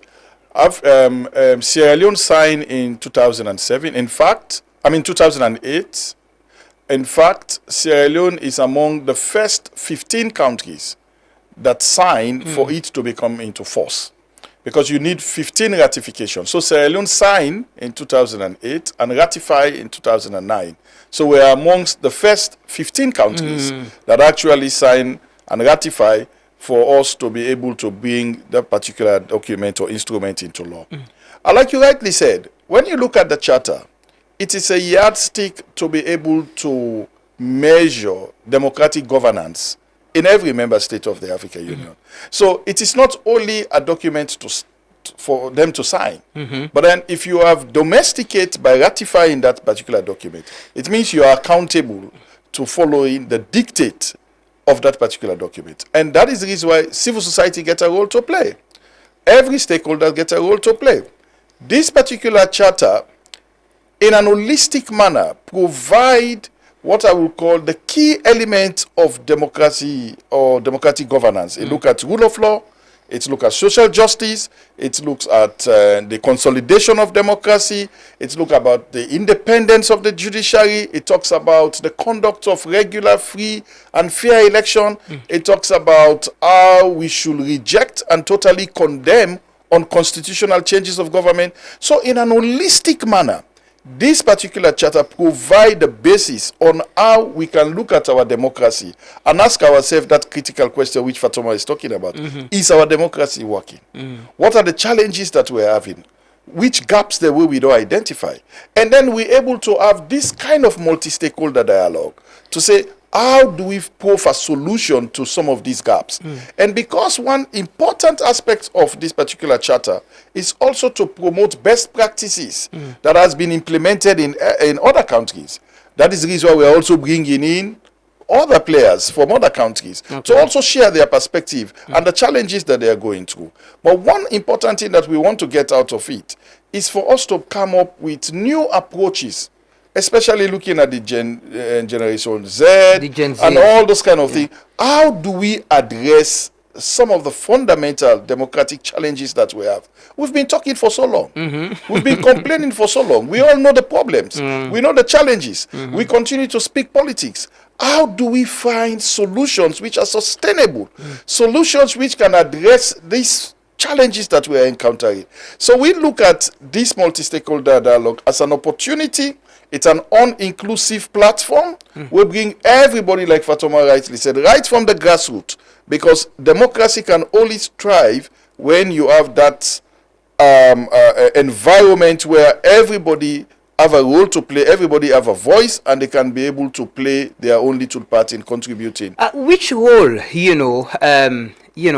multi-stakeholder engagement like there were, or even, ECOSOC could play for let the public understand and people in the sector, the government, the opposition, the civil society, that democracy goes beyond just elections and voting. Because what we get right now, after 2023, I think on account the rights team, we've been on get agreement for national unity. It's in dispute. We get the moral guarantors coming in and don't sign another agreement or recommendations. There's disagreement with it just a day after it. How do we see democracy just beyond politics and elections? So if you look at the charter itself, the African Charter on Democracy, Election and Governance, you cannot talk about democracy and you look at elections only. And that is the reason why you have pre, during, and after election. The African Union, for instance, will always come in to do a pre-assessment to understand what are some of the potential triggers that you can take the necessary action to de-escalate in case the tensions are so high, so that you try to do what we call preventive democracy. How do you start to address some of these issues? Then, of course, during the elections, what are some of the observations which then go into the report of the elections? And then after the elections, you also follow up on the implementation of some of these key recommendations. Like you rightly said, democracy is not a one-off activity. It is a process. And that is the reason we are talking about the independence of relevant democratic institutions. Because the first thing is to be able to protect and promote the independence of the various arms of government. The judiciary has to be independent because the judiciary have a major role to play. If there is election dispute, who adjudicate? It is the judiciary. So there should be trust in the judiciary. There should be confidence in the judiciary. We should be able to protect the judiciary. And we should also know that when we feel aggrieved, we're supposed to channel our grievances to the judiciary, because they are the ones who have the competency to be able to adjudicate over whatever grievances. We also need to understand that people need to know, like you rightly said, and that is where the gaps are. People need to know. There is lack of information. For instance, the ACDEC is an instrument that not only civil society, government, and all other stakeholders, media, they all have a role to play in this particular instrument. Do you know the role that you have to play?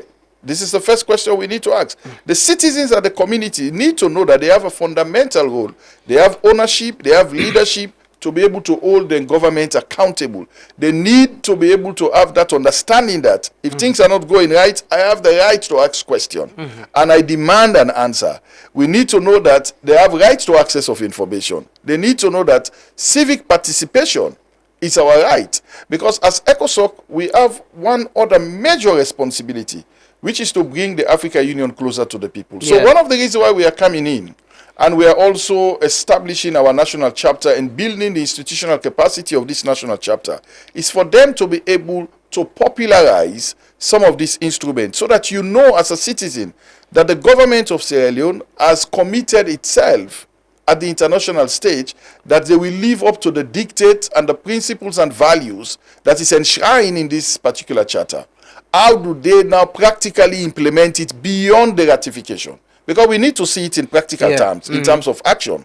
So we want to see that citizens have the necessary information way before election. We want to see that citizens have confidence in the judiciary. We want to see that the lawmakers are enacting laws that is in the best interest of the citizen, not laws that benefit the individuals who are the representative, but laws that is at the benefit of the Sierra Leonean citizen. So we need sensitization.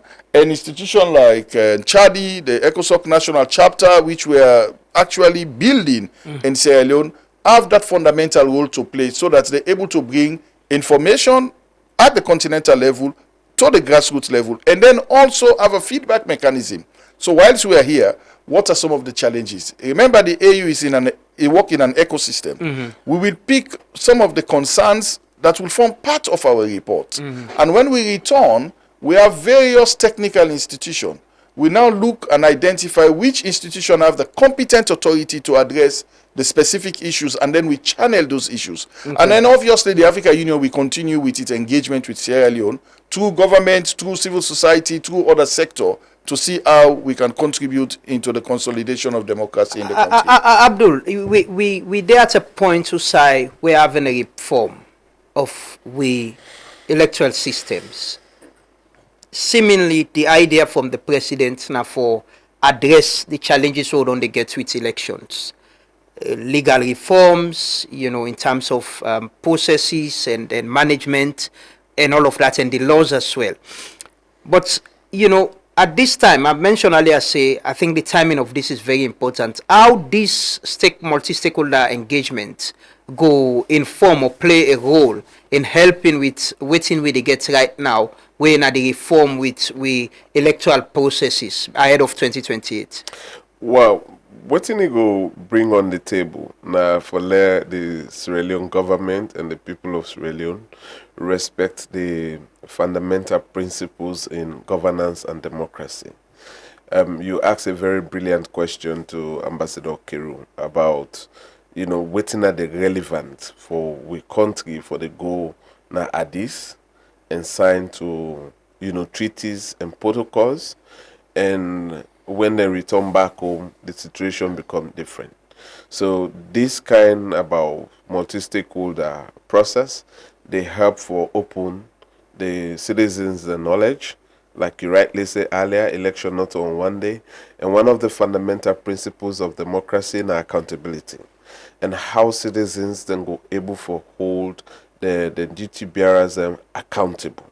For example, the provisions the way they inside the treaty, if we say government for do a reform, and that reform therefore be inclusive and participatory, so citizens get a knowledge about that, then now they're able to hold the government accountable and urge them for respect the African chapter positions where we don't sign to and we don't domesticate. So if you don't know anything, you cannot say anything about it strongly in a convincing manner. So because of, this platform will explain exactly about, the importance of democracy, elections, and governance, it is able for broader the understanding of citizens about waiting salon for play, for make Africa a better place. Because if it's alone stable, other African countries go stable. if Salone election reform process they in line with the democratic principle where African Union want for see in the member state them that they able for contribute, greatly not only to Salone economy and Salone peace, but the African stability. Okay. The conversation with the dialogue, is it a broader perspective of we usai with democracy been the usai the presently and waiting with the look forward to waiting at the objective and the specific expected outcomes? We get forget experience sharing from other countries. I mean, one thing about not we only they go through democratic shock. And you see, when I can bump into other African country, I get conversation with my other compatriot them with across the African continent. You share something about Sierra Leone, in as much as we did Sierra Leone, we bitter about Sierra Leone. But some experience they share, they say, are better off than we. Like Usai, maybe this not go put Ambassador Kerry in trouble. In Zambia, Usai, where then they host the AU ECOSOC, when I end in charge of African civil society, right? Activities bridge the gap between the African Union and the African president them with citizens and through civil society participation. If you want for register NGO there, all the board members then they go do fingerprint to the police because they say they use civil society platform for transforming to political party. So the government, in order for tap then kind of button, and then now if you want for open civil society in Zambia, you get for go find all the board members, then they all they go do their fingerprint, then they profile them. Now the police. And after the police don't do background check of all the board members, and then police give clearance. Then at that clearance that you they take, you go now to the ministry where they register NGO, and you cannot get a bank account. Where the people that way don't left the organization, only the chief executive and the finance person they sign, but then board member then they be no go, but then still they not the list. So then they trace, your account at the bank, and also trace your organization activities for the float. So with that, you see a declining also of civil society. So when they ask you how will your registration processes then go, and now we tell them say we get multiple process. If you want set CBO, you just go now the city council then. You do the thing and then give you certificate. You go CAC or you go MOPED and give you certificate. Then you are up and running. So they say, okay, we now look free. But then I tell them say the last time when we protest is way back after 2007. We don't get legitimate protest for the whole government accountable. But we not go able for whole government they accountable. You talk to a Kenyan citizens as well. So like when you talk about protest now and a theme of the past, but you see, we don't engage government. Like the security sector. We bring in solution. How we go end this one thing where they bring closing down on civic space. Because one thing where we always come out with closing down on civic space, now the free will way government or give we for low protest. We don't so much, weaponize protest into conflict issue. Where that not for be. So now, without doing much assessment, just because of bad experience previously, the police then now they tag them or the security sector in this country, some citizens and say, oh, when they protest, then go burn holes and go burn motor car, then go kill the people. Safety and security. But because of lack of assessment and also the security sector, they're not well equipped. So this all bring in the democratic things that they talk about. We need for really equipped with security sector for provide security for we. Look at when we change the campaign mode. Instead of then say let people then you been talk at the camp this morning when you been do the morning devotion opening, let people then not just they sing and dance. So before then they put big speakers inside truck, then go dance, drink, turn on at it. By the time then they reach stadium, who they want for talk. Some man before they reach, they don't talk. Flag there and even don't talk, you don't go. So, but in the still dance, they come for can listen. Yeah. But the man where he come for listen to, he don't talk, he don't go back to another campaign point. So then create now say, okay, when I not dance again, when I they go for free to when I go Atuga. Yeah. So I tell them say, if we not want for destroy Atuga for protest, we get government get land there. Yeah. Either at the mountain area or the peninsula, una create a space there for we.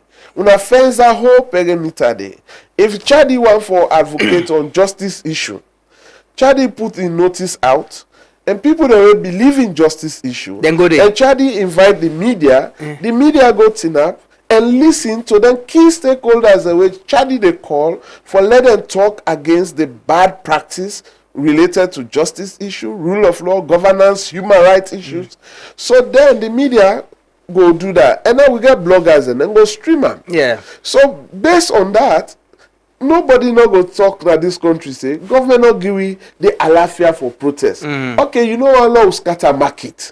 But create peaceful side for we. Who say we they go tin up and respect the public order act provisions them. Who say we not go naked we self because you know they allow for naked we self for address the country. Yeah. But we go behave within the laws. And then if you give it 2 hours, 3 hours for the inside that facility, we ensure say we did it for 3 hours. If we not comply with the 3 hours, the next time we will apply, then you not give it. Yeah. So justification they say the other time when you be give Chadi not work within the rules, they make you don't deny Chadi. But then go say we know the right we faceless. We organization write letter. Say we want for protest against the Ministry of Higher and Technical Education for unlawfully dissolving the University Court of Sierra Leone. We say we want go before the ministry. Now they no more one gather. We hold placard for 1 hour. They no reply to a letter. One put say tomorrow they come out. Now the time they call we to meeting. They call we to meeting, they say they don't get security for we. I said, I'm not going to get security for we won't get security for the whole nation. Ambassador, this is the situation. You know, the democratic space. Sometimes the politicians in power tend forget control over institutions and we for be independent. We for able allow organizations like Chadi for come out and peacefully demonstrate and pass the message. We're part of the democratic process as well. You know, how do we get other things working and not just waiting the people that we get power, where they dictate or where they control, now waiting them want for happen, especially where we decide to then teach them, where they commit with country say we go allow people them for demonstrate peacefully and be part of the democratic process. I think there are fundamentals that we need for respect. One is the rule of law. We also need for respect the fact that there is separation of power. But more importantly, I think citizens need to be empowered. Citizens need for know the rights and the limits to the rights and how they can exercise the rights. In fact, that is the reason why, like Fatuma was saying, when we organize this series of events, we are not only looking at this multi-stakeholder dialogue, which will bring in almost everybody. We are also doing specific targeted kind of engagement. We want to go to the community, for instance. We are going to Brookfields and Congo Market community. What are some of the homegrown solutions, the traditional, the cultural values that can also help for influence change within our political space, within our democracy, within our governance? We're also going to Fawe College. We go to the university. That is where we have most of the Gen Z. What are some of the innovative ways, the alternative ways that you think we can be able to address some of these challenges then where we go through? Because when you look at our society today, like you rightly said, we have, I mean, it's not only in Sierra Leone. I work for the last almost 2 decades in many African countries where we support processes. You have predating politicians who take advantage of the circumstances, and they will basically lead you to the direction where they want you to go. But the question is, you made commitment to say, I will respect the rule of law, I will ensure that there is human rights, no human rights violation. We will not get into corruption. We will fight corruption. All these things have been made as a commitment, like you rightly said. Now, the citizens need to be able to hold you accountable of that commitment that you have made at the end of the day. Because that is the only way democracy will thrive. If you don't want to be accountable, then don't be in governance. Because it's a two-way street. You need to be able to be accountable for the commitments that you have made. So I think citizens need to be empowered. Civil society need to have the space to be able to hold government accountable. Civil society need to be able to work in a much more structured and coordinated manner. Because one other challenge we have as civil society in terms of demanding for accountability, we're extremely fragmented and we go the silo way. Because all of us want to kind of respond to our donor requirement or the person where they give you money. But the essence of having coalition, the essence of having network, the essence of having what we call the ECOSOC National Chapter, which is a platform. You can be doing all what you are doing, but we can converge for a particular cause. To say we want to demand for accountability on issues related to gender. We want the gender scorecard. We want to see the gender dynamics. We want to see the percentage. All of us can converge, especially organizations, the way they work in the areas of gender, and demand from government in an holistic and comprehensive manner. Your voice is much more bigger than when one person will come. So I think we should avoid the competition also amongst ourselves as civil society organization. We should try to see how we work together, build on our comparative advantages. Uda gets strength. If Chadi gets strength in human rights and governance and democracy, how do we work with Chadi taking the lead without necessarily competing with Chadi? So until our citizens and ourselves from the various sectors begin to understand our role, begin to understand how we can work with others and how we contribute together collectively for us to be able to address and achieve the result where we want.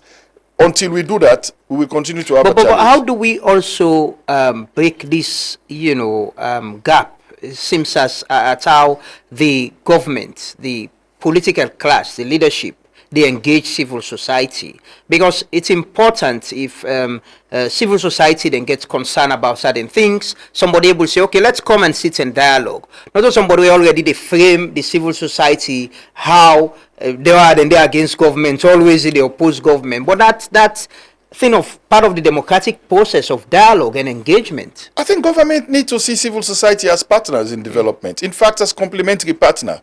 And it's unfortunate when you look at most of the development activities that they take place now in every countries at the grassroots community level. These are undertaken by NGOs and civil society organizations. You don't normally receive praises. But when civil society go on the other side of activism or demanding for accountability, that is where you have a problem.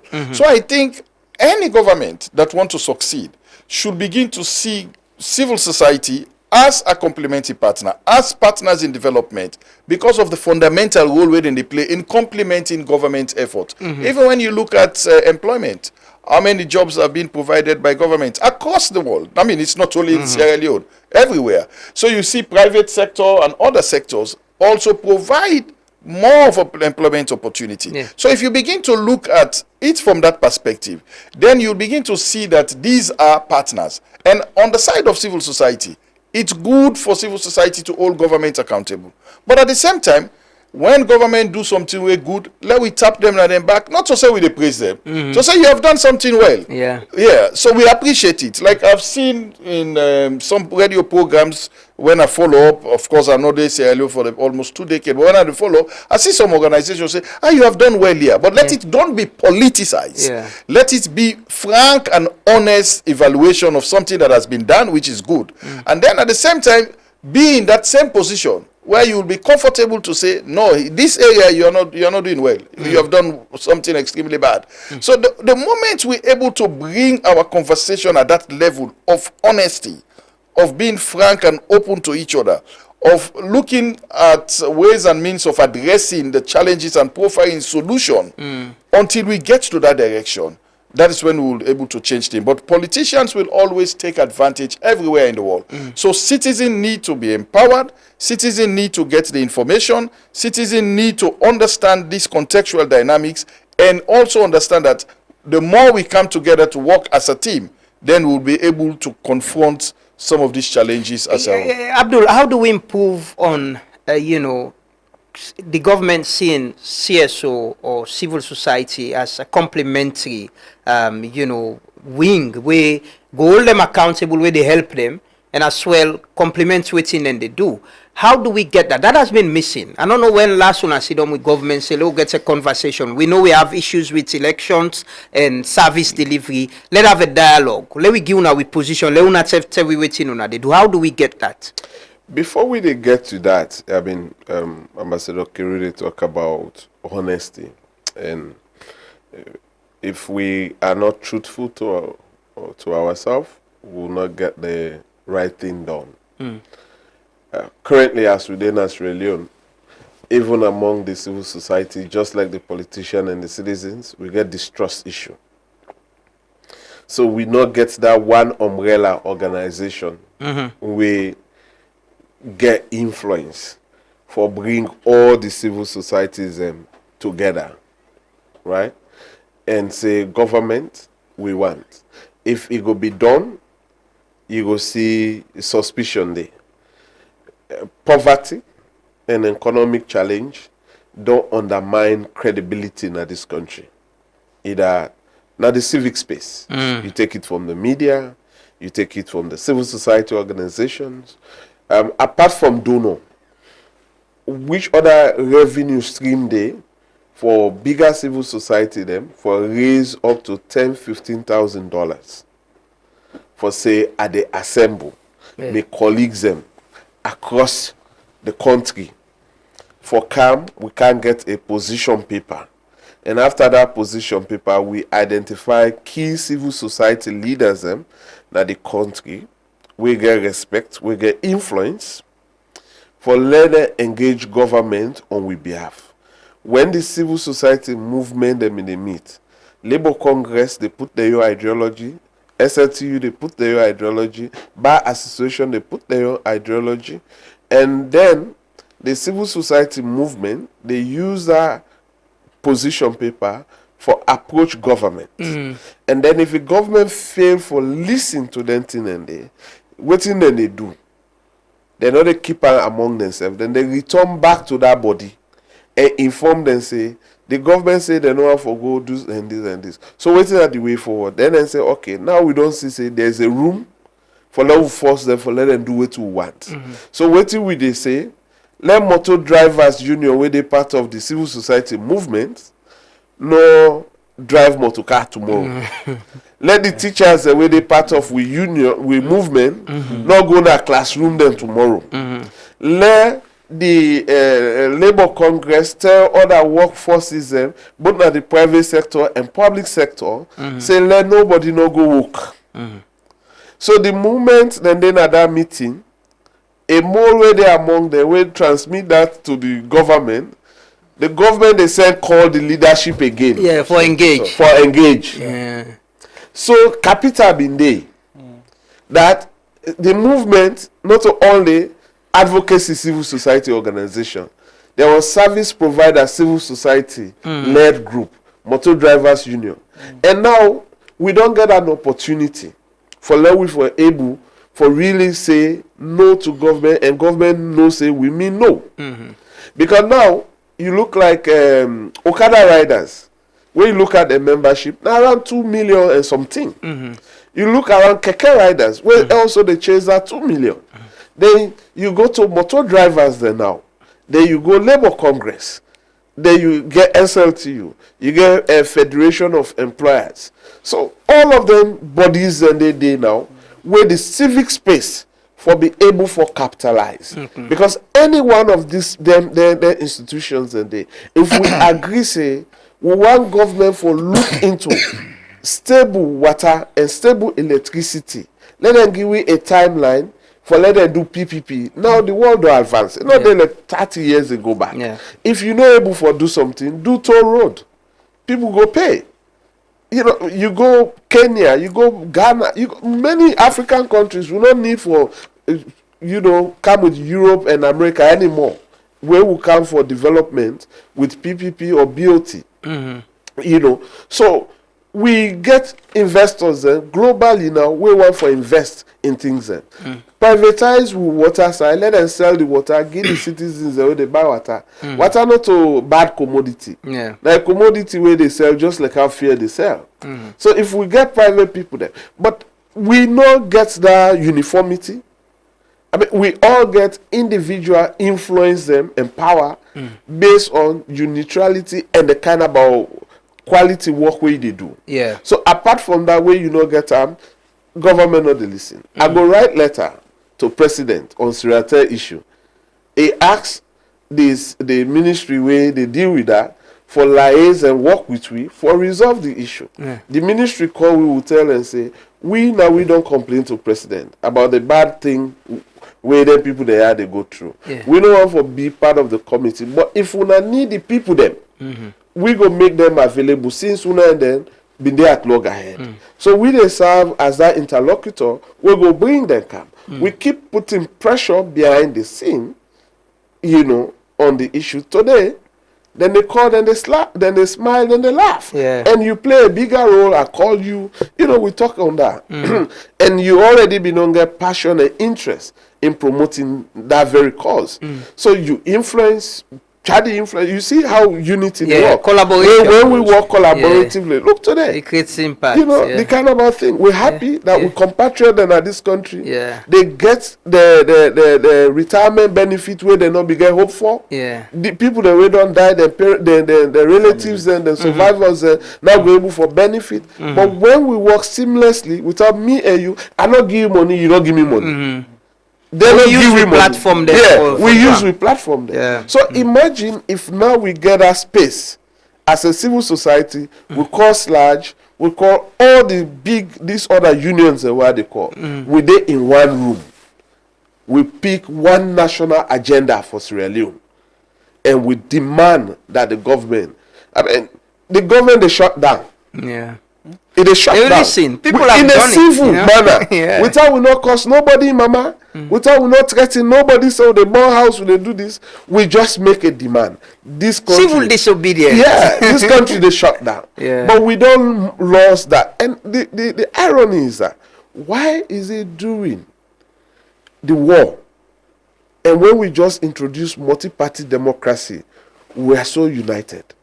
But after where we they consolidate democracy, we don't become so fragmented that even among ourselves, we not able to assemble ourselves. Past large project, now they call civil society for can make statement. Past the bar association get AGM. There is no common interest. AGM. It's about the resources. One civil society voice for reflect. You know, on the AGM with itself. Civil society get donor funded program for stakeholders. Now that time they call motor drivers, market women. But outside of national interest, we don't. Outside of donor, why we not they assemble and really hit the ground and say, okay, we go brothers and at the media. We get the national credibility, international recognition, where we can able use them platform and say these are the voice of civil society. I agree with you, Abdul. Like what we do with Tell, you know, you reach out, we collaborate and create an impact. After that, all publicity there around waiting the people and they go through. Their government commit for take some action and the work we don't they do behind the scene. But I want to ask, you mentioned something very important. It's much about the resources. And you see organization and they complain now. Money not there. You know, the one that they give the civil society money for implement project, they may not do. Nationally, you know, as the national chapter with the support of ECOSOC, how could we, what do you think, this stakeholder, multi-stakeholder engagements, how could it help to revive, you know, waiting we don't miss? Because I'm sure, like you mentioned, when they bring every other person at the table forget the dialogue. Yeah, you see Ambassador Kiru talk about the thing, like AU national chapters, they're not actually the tap Chadi for focus on governance, human rights, and rule of law. They not go tap, you know, other organizations like AMNET for focus on, you know, picking the rights, women's rights, you know, human trafficking project activities. But when they can at the national chapter, there's one thing they need for look into. that a national issue where they affect all Sierra Leoneans, even the very politicians themselves, and talk around that common issues and find solution. Because one thing, the AU organ are a political body. Just like when you get the UN agencies, you get institutions like UNDP. Most time people complain UNDP. UNDP cannot survive in this country if they not walk through the government of Sierra Leone National Development Plan process. Likewise, if a AU or ECOWAS Kaya, they will never deviate from the government of Sierra Leone template. So, but some people think, say, because this is not AU, then they can't tell government of Sierra Leone that you go deceive yourself. They only work in government of Sierra Leone template. And we get to a point, I tell you about the poverty thing where they actually hamper civil society operation in Sierra Leone in particular. For example, if a politician, when a minister, with a interface with UNDP or World Bank and others, and then see say Truth Media or Chadi, they do a national work, but for them, the donors then see that you look sound credible. They monitor we timeline them, they comment from citizens how they appreciate we services them. But then if the government official will belong to a political party, where they interface with them one and they on a daily basis that me and you too say they one and then are anti-government. So you see that say a media capacity support where Truth Media for don't get, not only for train you staff them, for no more how for report on social public policy issues or public interest issues, but also for capacitated you partners the way you they link with, where they do simulcast with, how they use coverage for be wider than their own locality, because you they reach them. So then say for be wider. But then go get that benefit because they partner with you and you get the source. So how they go build that kind of capacity then the politician tell these development partners and say that one and they now anti-government people then. Yeah. We know one them. And you see a station will not get that credibility, or a civil society will not get that national credibility. You see them take that money they give and no impact will create at the end of the day. So what thing they happen? You there, some man say, Lamon, I'm for the volunteer. Even a volunteer, I tell for Sidona House. After 2 weeks, you see the next morning not come. You try for inquire, or any of you staff there inquire why that man or that woman not come. It's then a transport I not get. Now I not get what they give me because then they see me they go out every day. But mind you, I can't say one for the volunteer. And he clearly knows that this organization not get money or the media not get money. So you don't lose somebody where you don't train, you don't invest in, how it will operate. And how this program for go before. So now you got to get another new person carry the same entry story. Then you begin hesitate. How you for invest more time for train this person for help you produce program or report on program. So if money not there, you see that say you're not able to cover everything. But the citizens and demand, because Truth Media reliable, Truth Media they talk the truth, therefore don't care. That's the pressure we see there. IB blog then they under.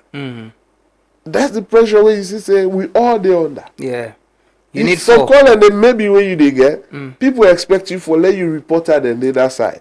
But they don't even know that if the lights not there, how you the power and how you go get a better equipment for let we talk, let noise not there in the if the resources not there. If the resources not there for buy a quality, reliable equipment then. They don't care about that.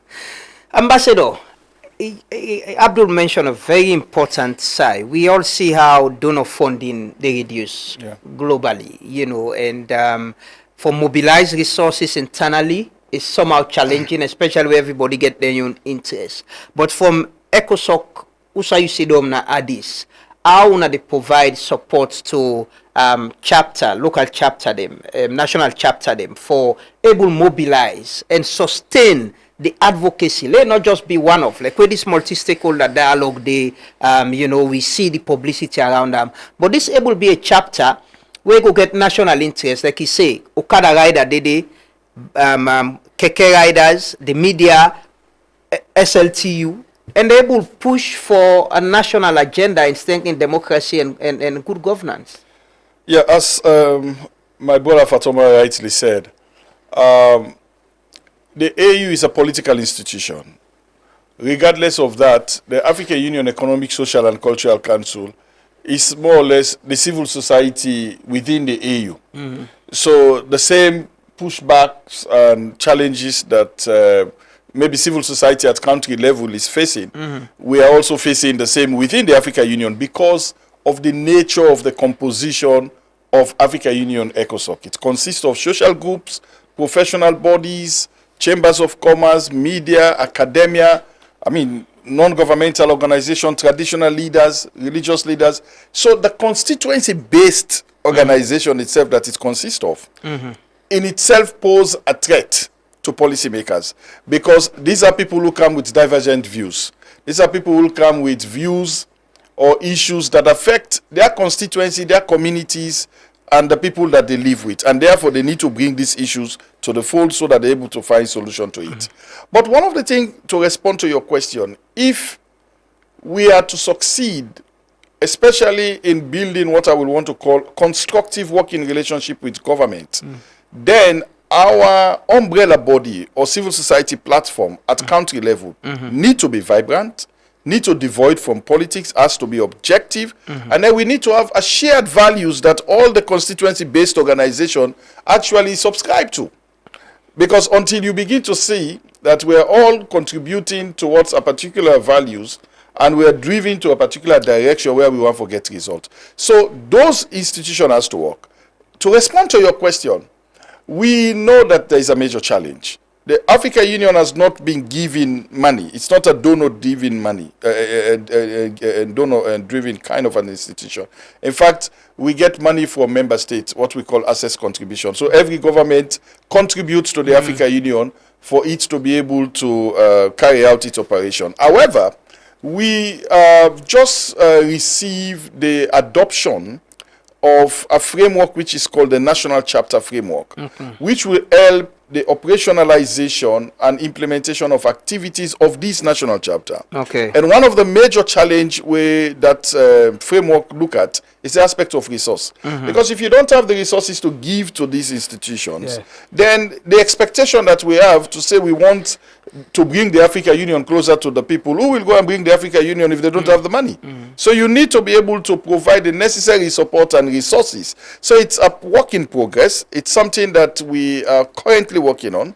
We have even requested from the African Union member states to say we need some funding that this national chapter, it doesn't have to be a lot of money, but even money to convene, just a small meeting like Fatoma rightly say, to be able to identify what are the fundamental issues and then say, how do we confront this issue? Who are the stakeholders that we need to meet? It requires resources at country level. And then also from the AU point of view, if you said you want a people-centered and a people-driven African Union, then it means the constituency supposed to be able to provide feedback on issues that is affecting them, on how you can be able to make decision that pertains to the development of these people. So that feedback mechanism also requires resources. We cannot just sit in Addis Ababa or in Zambia and say, Fatoma, please send me information on the political situation in Sierra Leone. If Fatoma doesn't have fuel, like he rightly said, or there is no electricity, then it becomes a challenge. So we need to be able to do, to put mechanism in place on how we support these national chapters. So it's a work in progress. We have developed a framework. We are now moving into the operationalization of this framework.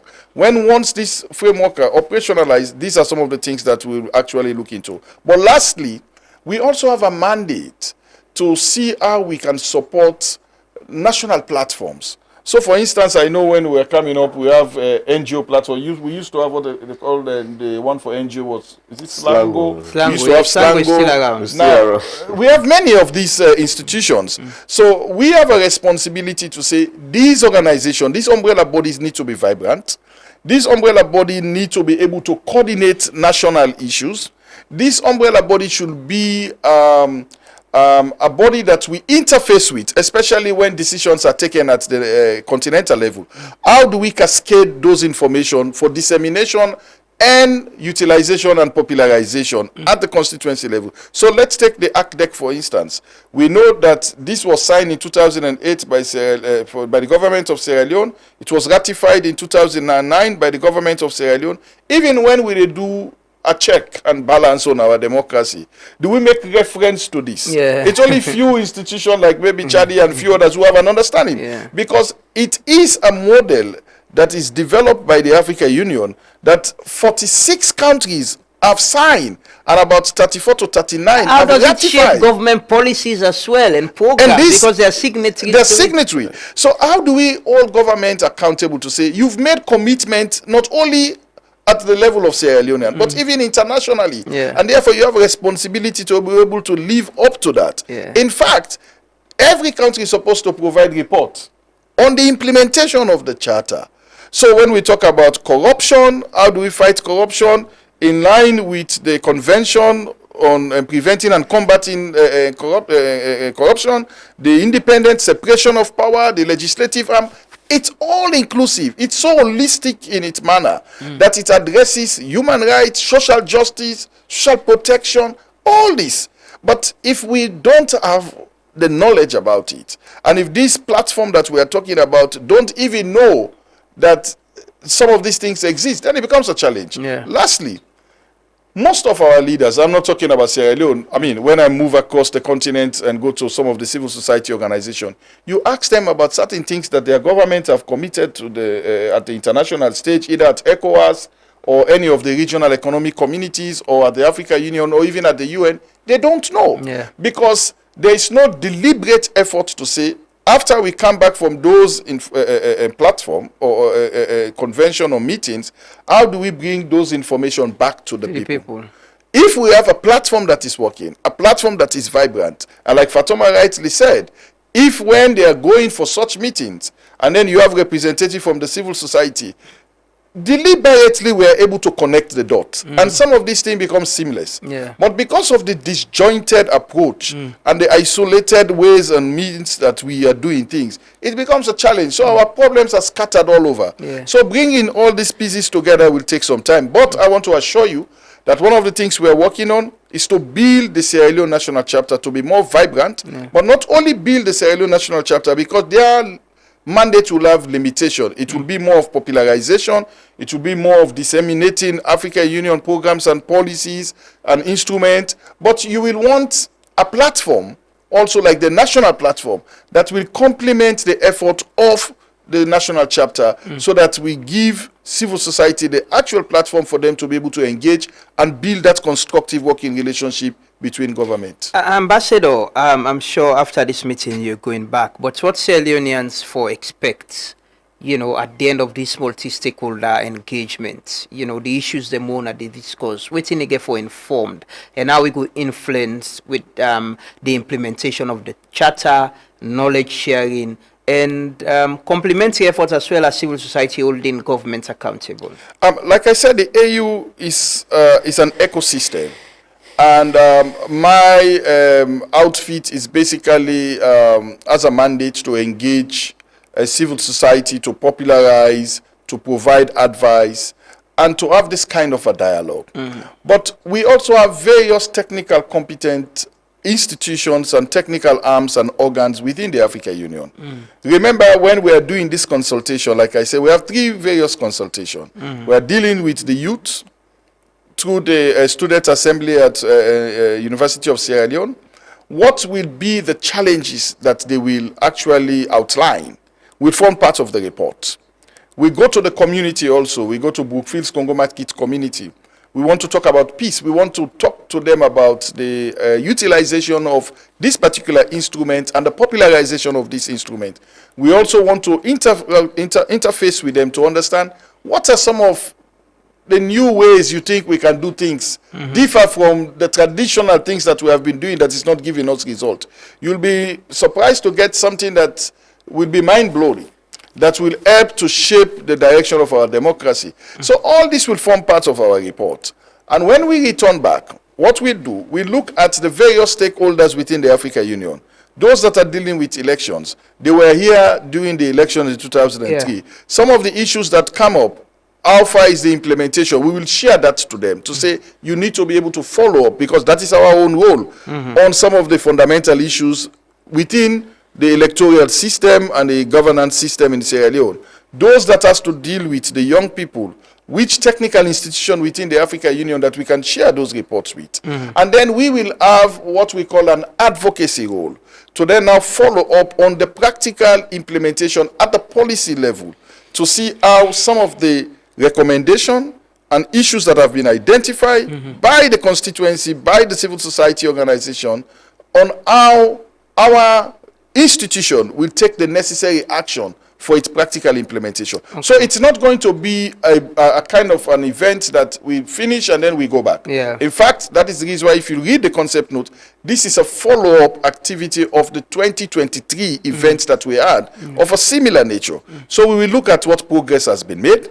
We'll look at where the challenges are, what are the gaps, what have we done differently, what can we do differently, and who are some of the stakeholders that we need to bring on the fold to be able to address this. So this is what we will do, and then we will definitely have further engagement with the relevant stakeholders in the country to see how we track and monitor the implementation of some of the key actions that will be on our own responsibility, and then also follow up on the other key stakeholders in terms of what they're supposed to do. Okay, thank you so much, Ambassador. Abdul, you lead the local chapter. You know, how is this going to happen? It's open to, I'm sure una get the FBC event, and you say the other one with Brookfields, yes. Is it open? People can come and attend?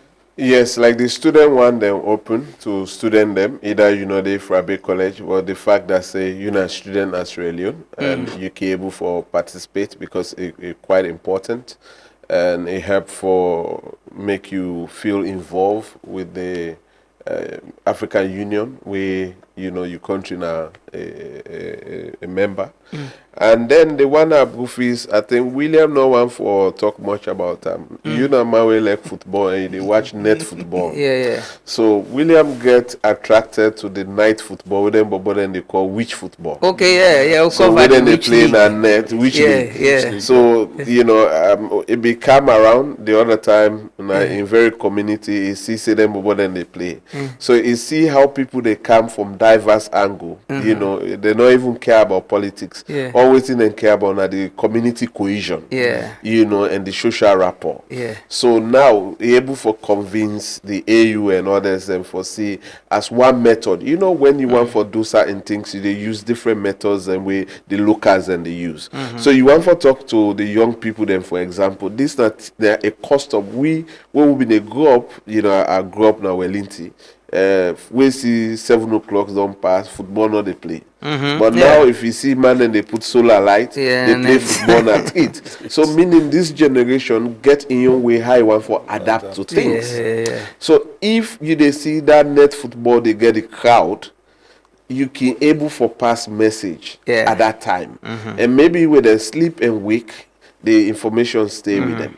So the Congo Market Brookfields community, they try for get their communities and they forget involved into this and try from the local level, let them understand this thing there where we government can go sign and ratify. We don't place obligation on them. But then sometimes pass them go the international conference from the ministries or the agencies that were responsible and talk to themselves, and then they return back.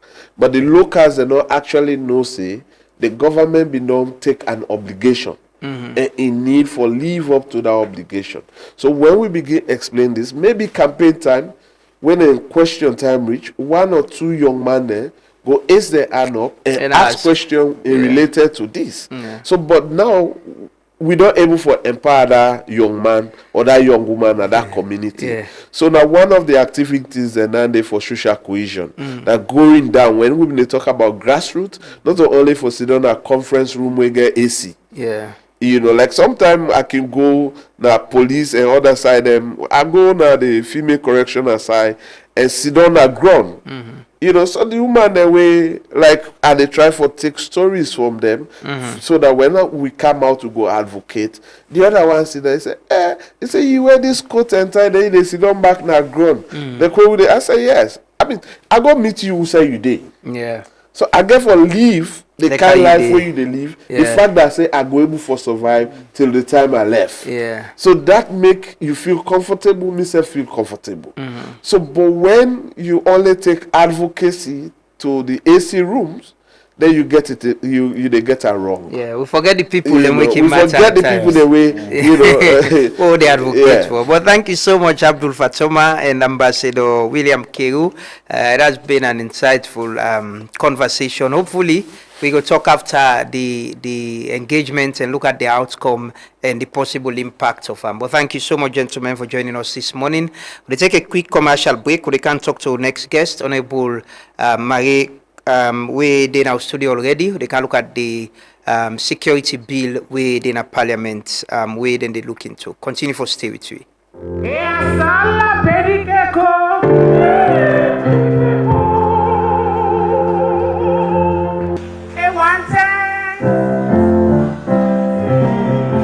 It's Labor Day. After all the grind, stress, and queries at the office, it's time to ease your brain, laugh out loud, and feel like the CEO. Larger with Kindo and my hustle will make sense on Labor Day, Friday, May 1st, 2026. Venue, prestigious Bintu Money Hotel, 7 p.m. Ticket prices: Kindo, 500 millions. Answer, 1,000 millions. Amin, table for 4, 10,000 millions. Adil, table for 8, 20,000 millions. You don't buy yourself plenty. Now come and laugh. No excuse. Media partners, Truth Media, and cooked by Eminence Africa. I say, it don't make sense. I don't make sense. For ease and solve the light problem where people and self businessman and woman them don't they complain about na Salone, EcoBank and Easy Solar don't enter one big asset finance partnership. This one here so can forgive people cheap, efficient and more reliable energy when a solar powered products them with smooth financial payment system. The partnership will also give chance for people them for get solar powered appliance them like freezer, television, portable solar generator them and more for start them small business with one easy and cheap payment plan. We mean say EcoBank go buy the item them for them from Easy Solar, then people go pay back later to EcoBank. That means say people go buy now and pay EcoBank in 24 months term. For the item for you and then you pay later.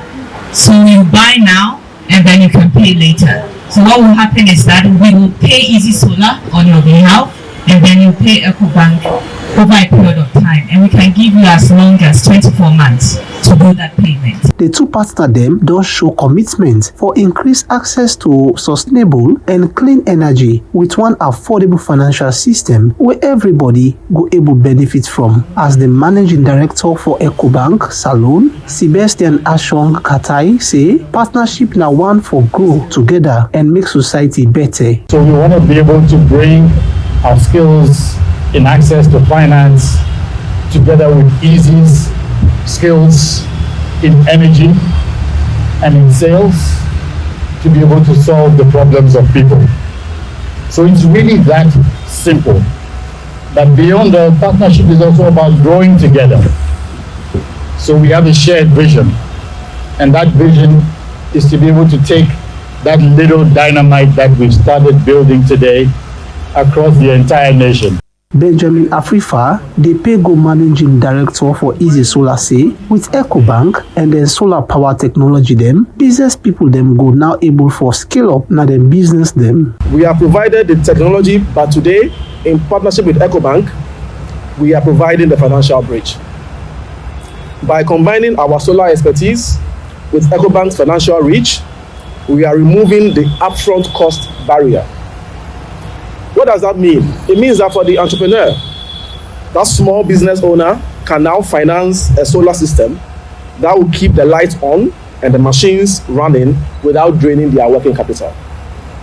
It also means that for the family, a household can transition to clean, reliable energy through manageable asset financing, thereby improving their quality of life immediately. With the plenty complaint them say lights don't go and me business don't spoil, EcoBank and Easy Solar don't come together for tap all them complaint them with the asset finance initiative for better salon. For Truth Media, Emmanuel Boa the report.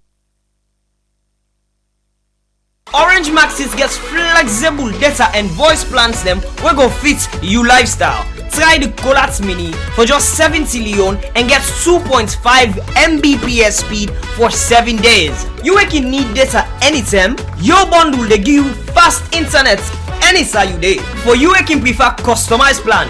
Your own bundle they make you select the exact data and voice package where you need. Find the best data and voice option now on Maxit. Download the app and stay connected. Orange Maxit app, they give you more sweet special features we designed for make you life simple. No miss events. Buy tickets for concerts, sports match or any show directly from the app. Enter the marketplace, shop latest products them, check special offer them and enjoy exclusive deals. If you make mistake on transaction, no worry. The app gets instant reversal feature where they give you control over your money. All the special features, yeah, and more they waits for you inside the app. Download Maxit now and enjoy the full experience. Orange. Welcome back. This is the Truth Morning Devotion on Truth FM 103.9 with the broadcast live from our studios na Ilkot na Freetown. And you listen to we partner radio stations na Tongo na Kabala, two radio Bintumani, na Falaba, Kailaung and Pujem as well. So thanks for joining us this morning wherever you listen to we, whether online or Facebook and TikTok as well. Easy Solar and EcoBank don't sign an agreement for asset financing scheme where then they help people them forget solar products through Easy Solar, and you just need for check out any of the EcoBank branches and get more information, or the Easy Solar offices, and get more information about that.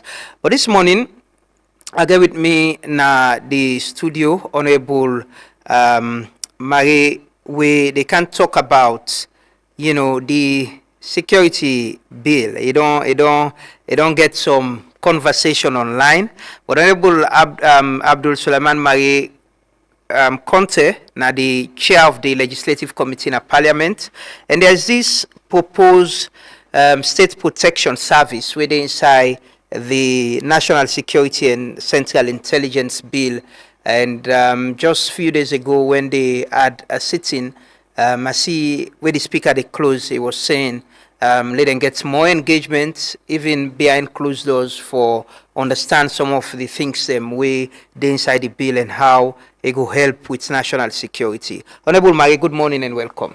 Good morning and thank you for having me. Thanks for accepting the invitation. But Honorable Marie, before we go to the bill, I want to look at where are we presently with the 2025 amendment bill. I know we've been on discuss earlier, and you know, we get for do with elections and the reforms and what they talk about. Who's are they presently?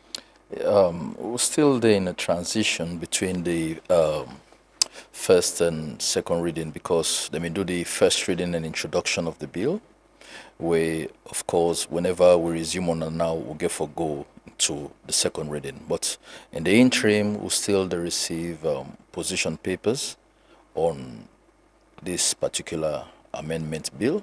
So I think when we resume on the second reading, we're going to. Is there a timeline for when una go resume engagement on them, and because it get for do with elections and all of that, or una put on hold because the opposition have been in a parliament? Yeah, well, of course, you know, constitutional matters, it gets a certain number we require. So when that number they are available, I think we'll be able to take on to the next level. Okay. The position paper that we una they receive presently, then gets any way for any we then get for inform whatever get for be the conversation and the outcome. Yes, because what would they try for do? We want make them be considered. So would they try for put all of them together, make a summary of the key points them, and at some point make it available to MPs who will inform the debates during the second reading. Because some things in the way, if they say from the position papers and they bring a come to our attention, we could give you the opportunity for debate them thoroughly. Now the well of Parliament way could be part of the decision we will end up for making. What has been the response? Well, what in the country we directly very, very minimal, I would say. The rate at which we talk about and then how we follow up with we actions in writing, there's some kind of big gap between that. But however, we still don't get some few ones them we I believe still will consider in the process. I just want we get the public for understand how this process get for go. First reading, second reading, waiting at these stages, and how it will possibly become a law. Well, when it comes, you see, this from the second reading to the third reading, it gets in your number where you require, where we don't talk about the last time. We, of course, they talk about the 2/3 we need. That if we go straight to the committee of the whole house. But again, if you get for be committed for a special committee, or the legislative committee for look at and back again, effectively before bring and come back again, then the SEF could be part of the process. It all depends on how it goes on that day. But we'll get for going to the second reading, we get for gets the debate, and then a ruling will be taken after that particular debate day. We will determine the steps that we will get for follow. So now after the second reading, then they inform whether or not they go vote on and forget the 2/3 or how will it become from law? the second reading to the third reading, self you need the two. Okay. You understand? So because that constitutional amendment. Yes, for make it continue for go to the next stage. Yes. Under normal circumstances, it's quite different, but this one, it need that number for make it proceed to the next stage. Yeah. that's interesting. It looks like it's different from the other. But then the simple, obviously, therefore proceed to the next stage, because now then they will determine what thing will go or what thing will stay. So you can't, I think, in the interest of progress for the country, you can't stifle it for you not to go to the next stage. So obviously, anyhow, it just get for going to the next stage. But that's the procedure. Yes, and we will not get for follow thoroughly for ensure sake. Absolutely. Okay, let me talk about the security. Let's just read, part of an excerpt. The bill they look for establish national security bill. We get for do it setting up one of the proposal inside the now for set up a security architecture way, and maybe in the discussion somebody I say, is it that the powerful one get their own security system for protect themselves, different from police and say the military where they responsible for border and police where they protect lives and properties. Waiting this bill about, I see continuously not they engage on them, they get reading and conversation around them. First of all, even based on the way you put them, the threats where leadership gets, the average man not even get them. You get today, the regional reality, you get leadership threats. But make a come to the point, this they come for provide for now a special protection service for VVIPs, starting from, of course, the president, the vice president, speaker, Chief Justice and their immediate families, then of course former presidents, former vice presidents, then visiting dignitaries, and as the proposal the ministers and other designated VIPs. It's about proximate mandatory protection for this set of people. We can always be a target in any kind of situation. Anything go wrong, chaos or whatever, you understand? Then get the own target, and then you need this kind of force where ABC could be specialized and just doing that. And I don't see so many, of course, a mix of genuine concerns, some out of good faith, you understand, some outright misinformation and everything about what in this particular force can do. It can replace the existing force, duplication of what. Interestingly, during the debate, I'm one of the people who raised that particular question about duplication of institutions and all that kind of concern in the way we try, you understand, for address. You see, you can't use the 20th century structures for deal with 21st century threats. You understand? So you get the military gets their own clear mandate. The police get their own. Prisons, fire force get their own. The YSF gets clearly defined mandate. So we don't get a situation we are in with security situation that has been much more reactive to some point that something get for happen first. But like I say, the 21st century threats, the kind of structure we need, you understand, you need that kind of intelligence, and the force will get that capacity for deal with situations before they even happen, than you wait till they happen, then you react to them. So this bill, let's get them clear. They specifically talk about a security bill. We get a proposal for establish another security architecture within the security system in the country, separate from the police and then functions. Yes, in fact, it could even be a subcommittee, because you even get a National Security Council. We get so many subcommittees. You get TOKU, you get Joint Maritime, and a whole lot we fall under. So, of course, state... But TOKU is clear. We know TOKU is under the Sierra Leone Police. At the CAM. Directly. At the CAM. I not go to the Sierra Leone, I talk about the National Security Council. You understand? So there are some way back again, they on the National Security Council, we're not under the Sierra Leone Police. But just to give some of the subcommittees there, or bodies them where they under the National Security Council. Now, the National Security Council, they provide the strategic level of the security infrastructure. Then when you come on there, you get the in this particular case, you get this special protection service committee itself, where they provide also oversight and strategic direction. Then before you come to the SPS itself, so there are different layers of security and different layers of protection.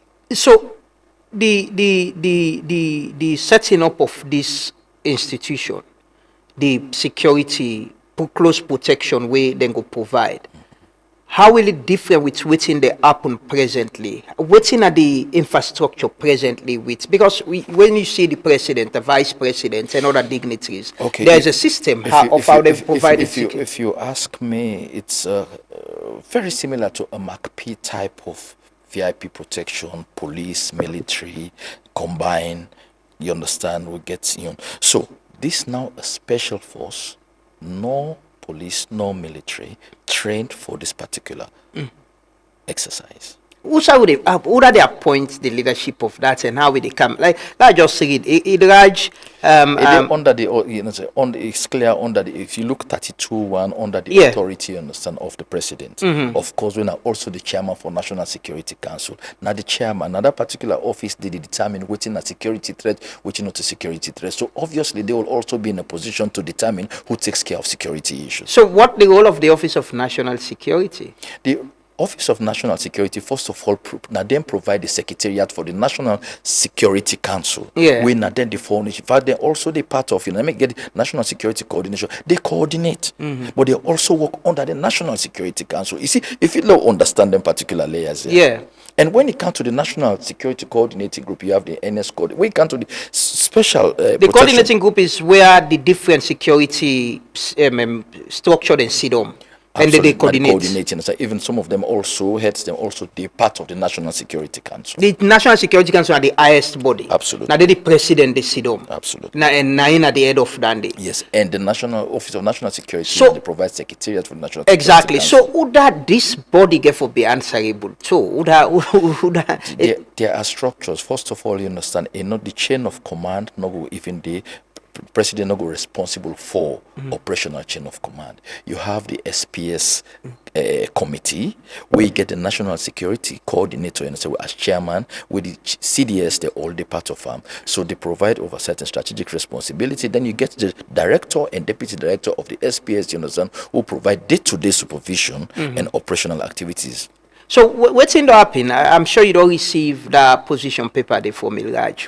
One of the good things they don't do for inform this conversation is that they don't do some review of and raise some concerns. One of the key concerns them now excessive executive centralization. He said the president appoints the heads of every major security institution, including the proposed State Protection Service (SPS), without meaningful parliamentary checks, risking the politicization of national security bodies. I want to help you a little bit. Yeah. I know I receive Ilraj paper. They talk about then pull parliamentary approval. Those were the things who come in the proposal. They've been dealt with. Yeah. In fact, most of them say they pull parliamentary approval. Then they talk about the oversight aspect. Where of course the constitution very clear on oversight responsibilities when it comes to parliament. Okay. They also talk about something on financial accountability. Yeah. Where of course, if I'll tell you, the defense committee also train in how they deal with budget defense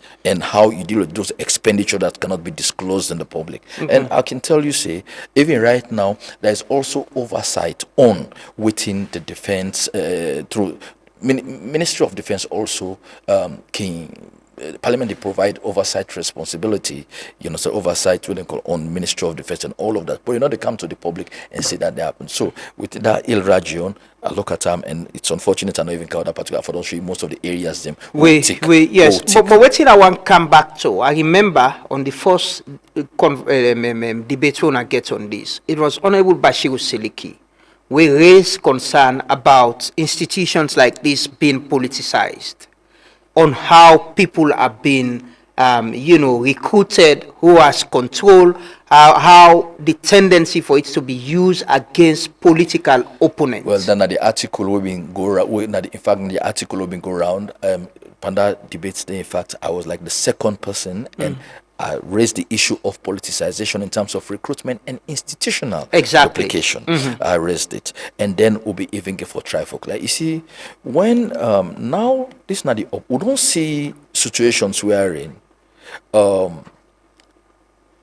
they don't recruit ex-combatants for even before we don't see them. Then the possibility of recruiting ex-combatants, making them state police, security, yes, and all of that. So now, this type of body, they try for even prevent that, in the sense that they get some kind of professional way how then they recruit.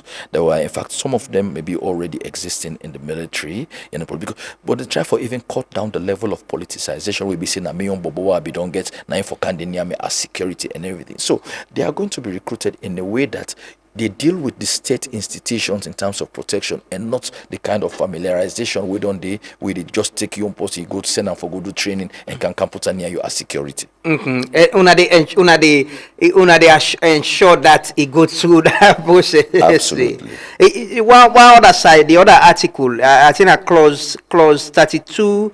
3D, we talk about a broad VVIP basket clause, and also Ilraj in the paper they say that could extend state-funded security to political allies and an act on threat power with no defined limit on arrest or detection. They talk about the State Protection Service Part 5, we creating a powerful new agency under direct presidential authority with vaguely defined powers, including surveillance without a judicial warrant. We just like where we don't get plenty constitutional experts now national, they see so many security experts. But again, you get the National Security Council, will get all the bodies them. You understand? All the heads them were able to detect what's in a threat and how to deal with all them threats then they. So and believe me, and then don't they function very well. We'll not even get. It's just an upgrade on security reforms. Not to any kind of political thing. I understand. Which one are the VVIP? VVIP. Okay. Who are these people? Fine. So this is where the important role of the Security Council comes in. We'll get forget, then they determine that based on the kind of function of the person they can do. Okay, you get visiting heads of states, maybe state investors or whatever, then they assess the threat. We go there around the whatever personality where they come. So now then, how then we trust them for me they know within exactly now security threat. We also trust them with the responsibility for be able for determine who that go need that kind of protection, they who that go fall within that category of VVIP. How they able classify information, say this now top class information, this now less critical information. So they still have that capacity to determine who falls within that category. This get for be a small force, so they not get for take for give all man. So you get for really deserve them for make you fall under that category for get this particular. Yeah, you know, I'm sure then concerns here they come on from how even the system will get is being abused somehow, and how it has been used to some extent. There are reports where they show how people will use security against their opponent, them, and all of that. In situations like this, waiting at the confidence and trust we una parliament, because now legislature they legislate. No, well, not only they implement, not only get for they for see say the right thing is done, but how careful are we,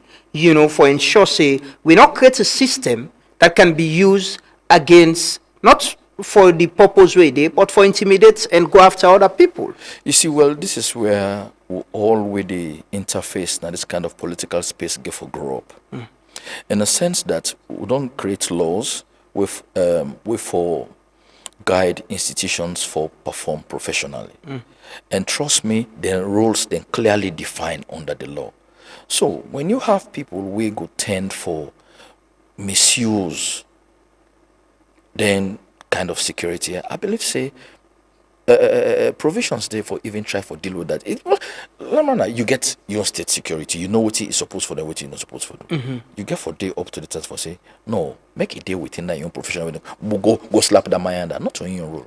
So that's if they train in a very professional way, you can even know how for even tell you boss say this is what to do, you understand, without getting them offended. And because of the excessive power again, what's not the excessive power? Well, according to Ilraj, they say for the help for the break and now what they look yeah, at but you don't. power. I can read them too. I can read them.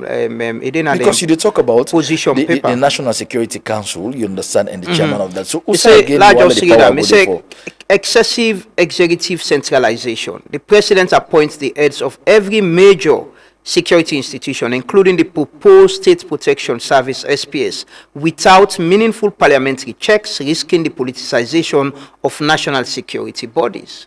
We don't address the issue of parliamentary checks. Yeah, you understand. What's in the parliamentary checks? But then I tell you, say the constitution very clear on parliament's oversight responsibility. We don't they don't even need for state and I the constitution is supreme. Yeah. But what would they try for talk now? Who that they really want? Apart from the chairman of National Security Council and the other, who do they really want for me to put the security infrastructure together? So why not review what we have? What could be a law or strengthen waiting at the security architecture we get, the infrastructure we get presently, instead of creating what could look like creating a special force for a certain group of people. In fact, this that has the tendency, people are doing this out of fear and concern. Speculation. But again, honorable, you've been in this country, like you say, people will get access need for go beyond waiting at the interest and waiting and they do.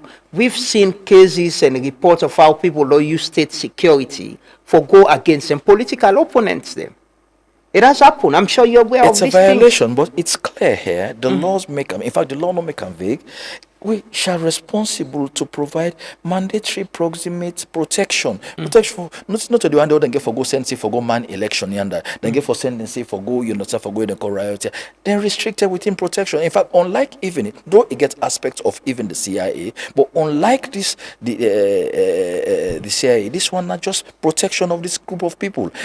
under normal circumstances, like how the CIA go operate, then go even look at national cyber security threats, other areas, counter-terrorism. No, this one now protection. In fact, all the other one, they now go even get chance and concentrate on that. So in fact, they even can complement what in they happen. I talked earlier about the kind of MACP type of VIP protection. We go slightly change. We go in the hands of some kind of civilian leadership. We go, of course, go also work closely with the military and the police in terms of providing security.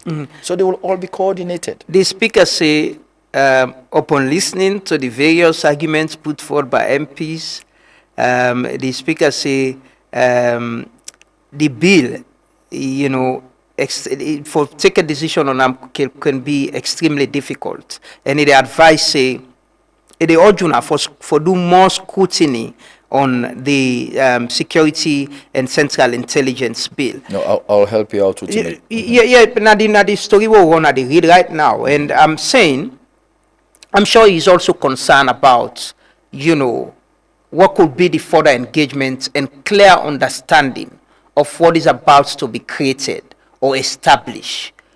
How una they scrutinize this and ensure say the public self understand what is about to be created, and there is a political buy-in into all of this. Well, in fact, let me tell you the blessing will come around with this billing coming again, yeah?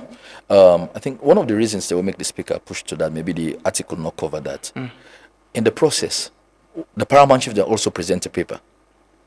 They also present a paper. That's F1 security. No. Because they're also part of the security infrastructure, you understand? Okay. At the chiefdom level, at the district level, at the regional level, they're all the part of them different committees then they. So they self get a role for play. They even present a position paper, or also they even try for look at based on the discussions on that day. So in fact, then one of the things they're working for, even sit back and look and see how you will come into the bill itself. You see, let I explain something about this intelligence bill. This not the bill where first of all is almost this 2025 is almost substantively the same like the 2023 just apart from the addition of this SPS, and that 2023 I mean just slight upgrade of the 2002 who President Kaba used successfully, and then President Nkrumah used them from 2007 to 2018, and we even some of the critics then now we are ready. So most of the position papers, some of them were cabinet ministers, and they were comfortable with it again. But time has changed. I tell you, see, we don't have to use 20th century structures to deal with 21st century threats. There are so many. So again, you see, intelligence now one of the very first way of defense, and intelligence investment is much more cheaper than crisis prevention on all sorts. So these are the kind of things they want to put together. Right now, look at reactional force we get. Would the wait let something happen? If as something happen now, then you know we always get whenever you do something in this country, the timing not ever perfect. To the possible way, no agree with them. But we really get for disagree on so many issues. But at the end of the day, now that disagreement they would be able to learn from and try for strengthen with institution they will get. And they go back because I read so much. In fact, when you even want to make a security reform in this country, even as a president or as a political party, as a ruling government, just do on the first 2 years. The sooner you do on 2.5 years, then say na because election they come. When you do on back again the first 2 years, we come to power, then say other important things then they for do na defense business you can with. So the timing can never be perfect. And I give you example back even come to defense. Now you will see the president of Guinea, he can visit Salon who admire the convoy with kind weapons and everything where they. You understand? The devil Salon go say let us upgrade that particular one. They tell us how the people in the sofa so they say now go. So there's always we always that is democracy. This. So fine. Yeah. So based on that. We therefore always trust the one that we in their position and they would provide them checks and balances them, but also try for anticipate most of those things, those risks, and move ahead of those threats, and then we would in a better position, in a better capacitated for deal with them. What's in the scrutiny they provide to this bill where the speaker self they ask for? No, first of all, it be even go a very normal for make it go through the committee. You understand? They adopt the committee report to bring come. Then additional issues then can come up. So in normal parliament. And let me tell you one interesting thing about bills. Aleko don't pass on today. If you sleep tomorrow, you know, the president knows and somebody still gets an idea where they say, oh, now this will don't forget by the bill. So there can never be a perfect legislation. We don't take them from the level we've been there to a better level. But the more we look at them, the more we still need to say there are some areas we need for fine tune. So now that I'm sure this another angle. Even within an iron bench, there is some level of disagreement. There is this point to say, Honorable Bashiru Siliki, the Deputy Leader of Government Business, they say for add additional members, officials to the council, but the chair of the Defense Committee, Honorable William Lamin, they say no. It's because in your concern is security issues should be tight. You don't need to get too many players sitting and having understanding of what's in the happen. How is this playing out? And they ask about the scrutiny, because even within members of parliament and Unayum bench, there are these security concerns. What's in the expertise? So where we go get for understand. So some of them think they are. What in this tell you say security business not political? Because when a security threat they can the people's party way they. So even within the same party, you see people in critical bottom. That's the beauty of democracy. Now, the particular discussion they talk about, it was a slight misunderstanding. Some thinking about the National Security Council, then the intelligence aspect of it, because now there was a need for include senior civil servants them, and with some will say no, why you need for bring them come in. But when it comes to intelligence level, everybody almost important. You understand? So we always forget that in terms of composition, who should be there, who should not be there, and even when would they even do other legislation, the way it comes to board composition, we always that scrutiny they will forget that doubt they amongst ourselves for make sure we'll get the perfect one. I think that the people in the win, the people of Sierra Leone are winning. That members of the same party going against each other in order to give them the best. There is this proposal of a director general, right? Would have for add this a director. The director. Does it make any other function like the NS code, the National Security Coordinator with ONS? Does it make it it usurp that position there? No, not at all. Waiting for being in your direct role? Not at all. You see, the NS code they provide day-to-day support and operations for the state protection service. But they provide intelligence. So no, they coordinate at that level. But the day-to-day, in terms of, you understand, postings and the director and the deputy director, are then responsible for the day-to-day administrative affairs. Absolutely. Okay. You understand? And even operational stuff. So the NS code and chief of defense staff and others, then they now this special protection service committee where they provide supervision for the SPS itself. Okay. So I think there needs to be some further explanation. I'm sure we'll go for the getting conversation there, or possibly maybe what is still not clear. I mean, it's the fear, because I follow the debates. Even members of parliament, they ask for clarity for certain things.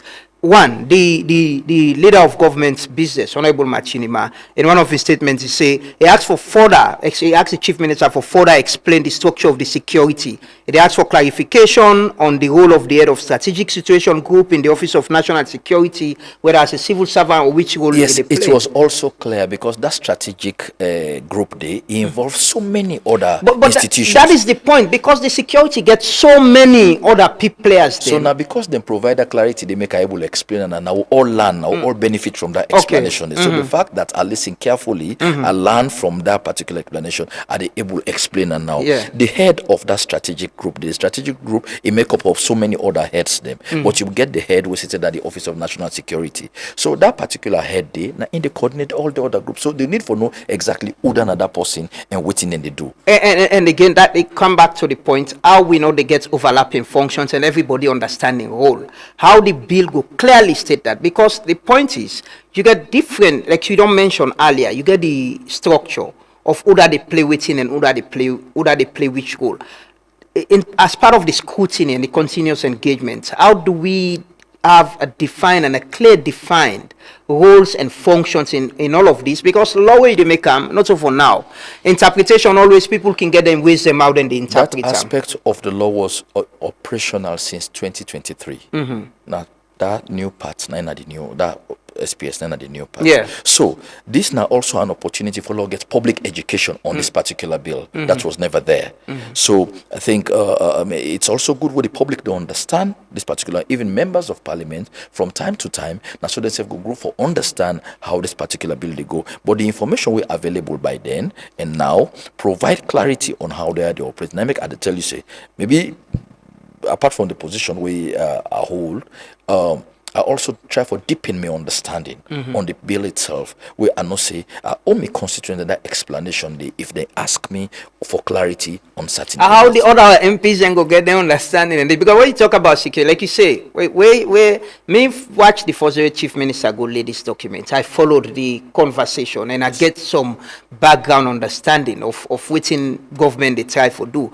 But after that, the way you read social media, the news was government they can set up another security for protect this group of people. That's and why all. I told you about a mix Exactly. of concern. Some are speculation, some are outright misinformation, some are genuine concern. Exactly. Yes. So, very important bills like this, how do you get the people, even at district level, the members of parliament, them, whether of the committees or within a parliament, for understand better and able to explain to them people them waiting in mean? Because everybody, people anyway get genuine concern. We talk about setting up a security for a group of people based on experience. They will be worried about whether politicians they want to protect themselves or it can be used against opponents.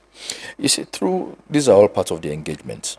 You understand? And consultation can never be enough because not all man get for understand at the same time.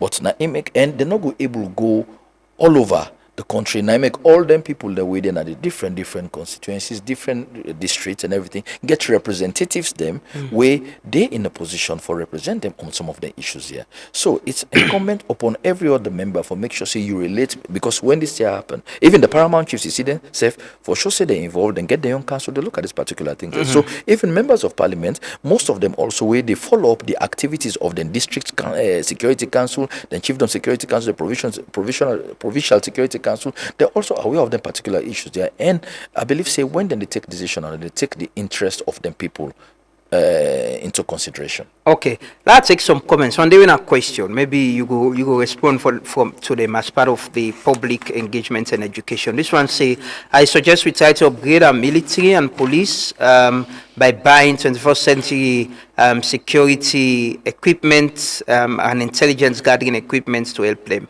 Another one say, what sort of budgets will such a force have? Because our army is in need of military assets that could be useful in our porous borders. Our Navy and Air Force, so can he clarify where the money will be coming from? Please be specific, please. This other say, why not empower the existing ones? Why not get a structure where both the police and the military will work as in a civil manner and provide security for these VVIPs because they already have intelligence and security background? Is this a new way to create employment and put more strain on our economy by creating new forces? Or will you be taking from the already existing security institution for them to serve? Another answer, I'm afraid Sierra Leone is on a downward slope. No freedom of speech or expression, and drug abuse having our islands as drug shipments up and division between north and south. Well, Landon, I comment actually. Another one say, we've always had MacP when it comes to election, and we've seen how the police always listen to those in power. How will this institution be an independent one, especially when it is the president who will be appointing whoever is going to lead it? So they take the question and you can comment on them. Well, I'm glad you for the comments then, because most of them even point to security upgrade. Somebody even mentioned about the kind of century old day, and we can never fully agree on how it will happen. We know waiting for happen security or upgrade for happen, but how it will happen, we always forget different views. The talking about empowering the existing military and police for me to act in a civil manner, I understand. It's simple. We already get the military, we get their own mandate, and the police get their own mandate. Let's leave them to do that. And get a combination of this one with civilian leadership, then we go also make provision for secondment where necessary, because some of them already don't get that kind of training, they don't get that kind of background, they will go be part of we know they can't try for create any kind of rivalry here. You talk about how we go maintain professionalism and forget clear responsibility. I tell you earlier on, say that why they provide approximate mandatory protection where they don't get for can take you now and say go man that election here and go this. It gets what the law say if or do. So the police will continue to do their own police work. The military will continue to do their work. At some point, they will coordinate. You understand? And at some point, they all need upgrade. They all, them particular institutions, yeah, so they all go able coexist in this 21st security threats they all they face. So let us not say because certain things they don't happen in other countries today, other regions and today. Let us not say not go happen as alone. We'll see the instability in the Sahel region and some other countries. Let me understand. So again, today it's not about guns and uniforms no more. Intelligence is very key, and having the right outfit also very key for anticipate whatever the threats there may be. Then for not just move beyond this kind of reactional force will get to wait till something happen, they will go a very expensive for maintain. So now based on somebody that, been they ask about resources, you know, no, the funding of this. in fact, you they start very small in the sense that the local side will provide for secondment. We will get some of the existing structures. Them, you understand? Just it pull from there. They will subsume. You understand for form that particular command. But then the leadership will slightly differ because get maybe a soldier man directly. They head this one. We will be duplication of command. But then yes, they can work together. Of course, in secondment. Somebody they ask, how will the recruitment process be done? You know, and even they ask, is it from the current security services, or is it down again for open up the bill? Clearly explain who can be, who can serve. The bill no go explain the recruitment process. You understand? But the fact that it provides for secondment, so it means it could be both. You understand? It go take from existing personnel, you understand, and then also other qualified one then back again with some experience. Okay. We will beef up the number we need. So I they read again the ILRAJ. Wait a minute, I read the ILRAJ recommendations then, because ILRAJ is a qualified professional legal people, and and then go clause by clause and do a review, make inquiries and concerns, and also make recommendations. Some of the recommendations them are that restore parliamentary approval for the Director General and Deputy Director General. That has been done. Okay, I also say restore the Public Service Commission's role in agency staffing, clause 29. Establish, done they done?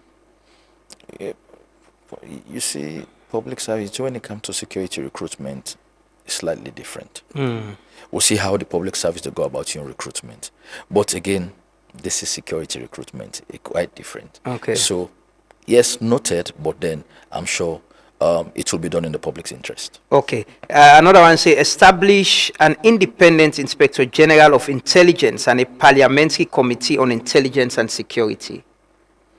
Already the Parliamentary Defense Committee, they provide oversight, you understand, for ONS, CISO, so you don't need a special committee for that. Okay. Then when they talk about independent, when you talk about security too much, I think about independent. Yeah. Again, you have the National Security Council where they look at the security infrastructure. This is not to no disrespect for the view, but there is not too much independence when it comes to security business, because you get the one that are really responsible for determining what's a security threat, and they'll be very responsible. So they will be in a better position for beef up themselves for that deal with a particular security threat. Okay, another one says now the SPS mandate delete the VVIP basket clause, prohibit SPS arrest, detention powers, and require judicial warrant for SPS surveillance. You see, protection gets different layers. Yeah. So that particular moment where then get their own standard operating procedures. But they can arrest and detain. For be covered. No, it not reach that particular side. The way it be say, within the scope of work. Within the scope of work. Yeah. So, and this is not an issue of them having unchecked powers. No. They'll be professional and they'll be accountable. And I'll tell you, say, oversight responsibility day in the Constitution for institutions, they will provide oversight on those particular outfits where they come up. So, Okay. Introduce a whistleblower protection and limits blanket immunity clauses, and another one say clause 54. So amend clause 54 so that disputes over non-disclosure of parliament are determined by the High Court, not the executive. This also come out around the issue of security matters are very sensitive. You will not disclose them. But again, you know, I'm sure you understand from whose side some of the recommendations they come up. Yes, but I tell you again, say.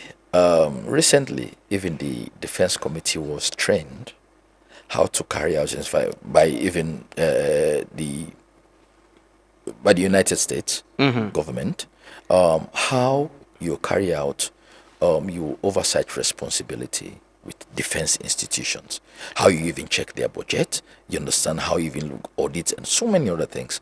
So all them here they happen.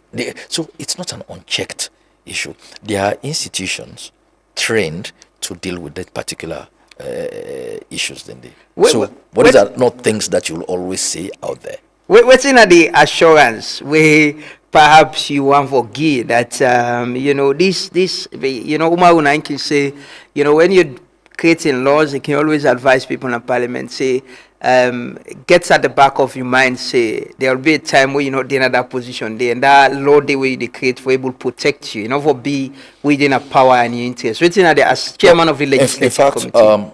Within me and the committee, what would they look at? We'll get two approaches: the inside out approach and the outside in. The inside out, then away with the inside, parliament. You understand? Then the outside in, with the out of parliament. We'll take that into consideration. So, in this particular one, we don't it clearly defined. Now, make I say, who the interface in this particular space. We looking for elevator way of doing things. We looking for grow up. There are certain things in the back. It boils to personal decision, the kind of command we could decide for give. If then get operations or operational guidelines, then why will you want to force these people for me to operate out of them particular guidelines? Why you go and give instructions to somebody and for make you operate outside the mandate? So I believe, say, who self-hold the position of trust here, therefore help the one the way they protect we for me to work within the specified mandate we then get for protect we. Okay, well, thank you so much, Honorable Mari. But it's something that I will ask you. It's controversial. I see you party, the SLPP don't pull statements, and the conversation there around. But I go ask no more. You can talk about it now. One of the recommendations, we talk about restructure and expand the implementation framework of the agreement. Through the establishment of a high-level oversight committee with a mandate to provide strategic oversight of the electoral reform process, restructuring of ECSL. This don't be contentious issue. But then at the first recommendation of the tripartite committee, the agreement for national unity and the tripartite committee, and it don't come up again. For the establishment of an oversight committee. As chairman of the legislative committee, there's this argument that Parliament not gets the power also for provide direct oversight or interfere in the work of institutions like the ECSL. Is that the case? It's clear. We decided and talk about maintaining the independence of the ECSL. If that's part of the laws of this country, so obviously it get for be taken into consideration because all the recommendations them make clear say the law of this country when the constitution is sacrosanct. So that's all that will be taken into consideration. So institution like that, we don't talk about oversight a bit. How then we will provide the oversight and make things work better if we still if I say, there is this law, we say the institution therefore be independent. Doesn't make the oversight committee then redundant. They have no role to not play. Make them redundant because even ECSL, they come for subvention, they come for, they appear before committees of supply and everything. So there are checks, there are ways where they will even look at how ECSL they operate. But again, the laws, God forbid the laws, and we'll always get, you say the issue contentious, it's not really contentious, not just, I think. Well, interpretation. Thank you. Kind of. Interpretation. So, we get for look at them closely as a parliament, and then the right decision will be taken on how we proceed further. Okay. Well, thank you so much for joining us with this bill. Waiting at the next stage, and how I'm interested in it. I wish we will know when they get open hearings that we can broadcast and people can know. We'll go for continue again sometime next week. From us, will be stopped because we don't begin to address the issues. Then, like I said, the issue because. Take, for example, the paramount chief and phrase issue, say whatever security decision that will be taken, we'll not for make sure, say, we push the institution of chieftaincy aside and all man get your own concern.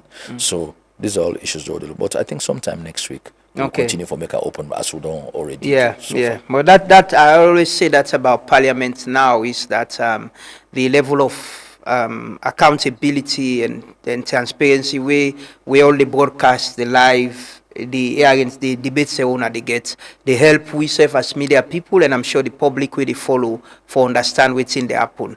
And hopefully that will continue. And it's the help for strengthening the work they do for the public understand, and as well strengthening democracy because them bill there now for we all. You know, now sometimes someday, some other time, somebody there go be a VVIP person. Quickly. How the bill they explain how these VVIP baskets can be identified, the people who are VVIP? The National Security Council gets in checklist how they determine threat, and also get their own checklist on how they determine who they really belong there. But I'll give you an example. A VVIP could be even an ambassador or president or any from some other country will come automatically they under the jurisdiction of Sierra Leone. They under Sierra Leone protection. It can be a presidential candidate of the opposition, perhaps, right? Absolutely. Okay. You understand? Yeah. So these are all the things that we look at. So I don't feel so for be worried too much about would that they really determine would that forbid that VVIP day. Okay. You know? Well, thank you so much, Honorable Marie Conte, for joining us this morning, and we don't at least try for help for explaining and address some of the concerns the way people engage. If you get any concerns, I'm sure we'll always forward them to you, and Fenway for let people understand. Thank you so much for joining us this morning. We'll take a quick break. They come back shortly and can close. Continue for Stay With Me. Orange Maxis gets flexible data and voice plans them we go fit you lifestyle. Try the Colat Mini for just 70 Leone and get 2.5 Mbps speed for 7 days. You can need data anytime. Your bundle they give you fast internet anytime you day. For you can prefer customized plan. Your own bundle they make you select the exact data and voice package where you need. Find the best data and voice option now on Maxit. Download the app and stay connected. Orange. You don't get EcoBank branch near you? No wahala. Just waka go na the nearest EcoBank Express points from cash deposits to withdrawal. Express points agents are ready for serve you. Whether na the EcoBank mobile app, USSD, or with your debit card, you go pull cash fast and easy. Need for pay you bills, school fees, light bill or taxes? Do all that na the nearest Express points. Want send or receive money across Africa? Just use Rapid Transfer. It work na 33 country them. Just go na the nearest Express points. You fit redeem token where you get from the app or USSD. Guess what? You don't even need a bank account. Just carry the code go na the Express points and collect your cash. Plus, agents can help you load prepaid card, and if you low on airtime, no stress, no worry yourself. Buy AfriCell or Orange airtime na the same location. This na banking way simple, convenient and close to you domot. EcoBank Express Points, any side you need. EcoBank, a better way, a better Africa. Respect to all Massive and crew. It's been a long time you've been away from home. That's why when me come back, the way me sing things, I go and me bring you this conscious reggae vibes. Jah be my guide, Rastafari. Pape, you been tell we say, make we trust the process. But man, it is called the progress of the process. We are in suit and tie, and dirty character. Thief man, they all a thief now, this is them batter. I, Rasta man, me know Eric Cock and Bull, me represent blue, white and blue. That's what me have to do. You meet the water dirty, you know it make me settle. And then you jump beside, you don't dirty and more. Thief man, they all a thief now, this is them batter. Salon they go behind, who that now we go believe. Oh, this na wrong side life, now we dey live so. If they all a thief, who that now we go believe. This na wrong side life, now we dey live so. Sorry say na sana sana, self say na sorry. Oh, this na wrong side life, now we dey live so. Who say a rata, who that get his character. Na the cap side life, now we dey live so. Salon dey well, then just dey pan sorry. Things are go bad, who not depend story. Fake promises and philosophy, yeah. Say we don't tire with these buckle stories. Bring us the rice cause the people hungry, yeah. Things are go bad, things are go bad. Things are go bad in a me beautiful nation. What a one. Man them feel conscious, man them feel conscious, man them feel conscious and stand for the right. Is your right? Oh, it's the wrong side life, and we dey live so. If they are like thief, who that now we go believe. It's the wrong side life, and we dey live so. Sorry say na sana sana, self say na sorry. It's the wrong side life, and we dey live so. Who say a rata, who that get his character. The cap side life, and we dey live so. Salon de Puel, then just depend story. Salon de Puel, we just depend story, but we all can play with part. It's never a perfect nation, but it is our country, not the only country this will get. Well, some people get dual citizen, but some people get citizen of other country. But we now day, now sabi, you know, now go day forever. And now we no more go make it. All play a part for make this place a better place. And like we say, they get in conversation there for inform the public. You serve as a citizen, Fenway, get information about what's in the happen. If you shall be UMP, ask questions, be part of the conversation that are important. Because we're getting the security bill on there, but there is a proposal for set up a close protection where they care for certain people. And even some MPs are concerned about how it could not be used against political opponents, more scrutiny, the speaker they call for. So we'll continue for keep an eye on them. Whenever they get a public hearing, we go broadcast and live and go ask questions and engage on them. You know, it's Independence Week up to next week. The flags same day out. We all the show love to salon. Somebody say you get two options for either buy salon flag, salon clothes, the brand, or you buy power bank. So choose choose whatever, you know. But buy the clothes, show love to salon. Salon na we only country. Play your part na your community. If you're not headman, you're not chairman na entire base, you get a role for play. If you're not cheerleader in a market, you get a responsibility, you get a role for play. If you're not private sector, you get contract from government, so then give them, implement them the right way. If government they give money for agriculture, not use them for go buy motor car for begin pass. Spend them for the agriculture there and help for feed salon. If you then are your community, help for clean if they're cleaning. A lot of community then they mobilize. Like I said, I don't see a lot of community where they put money for make them road. We all can play our own part. It's challenging, it's difficult. We all can play our own part. Not to wait in a treat. Not to wait in a gutter. They go down na the sea, they come up back na the beach. Help for clean your community. Help for clean outside you day. Be a part of what is right, avoid what is wrong. For God and country, serve your conscience. Be honest and sincere with yourself. If you get opportunity for serve diligently. This morning I was asking, what's in the incentive? We need for they ask people them and watch them. Why are they getting into politics? Is it to serve or not the benefits we then they get? why you dey vote for a politician, why you dey vote for a political party, why are you supporting a political party? Is it because you believe he or she is going to change this country, or you believe, say, because close to proximity, if you get power, you say don't get power, you don't get access to resources? Politics and governance should be about us, the people. They say democracy is a government of the people, for the people, and by the people. People and the all side. So if you still participate in governance and politics, you're not benefiting, you need for to ask yourself critical question. What's in your role? What's in the incentive? Why you dey vote? Why you dey sing and dance? Tete will meet back next week. Have a lovely, well, not next week, sorry. Tete will meet back tomorrow.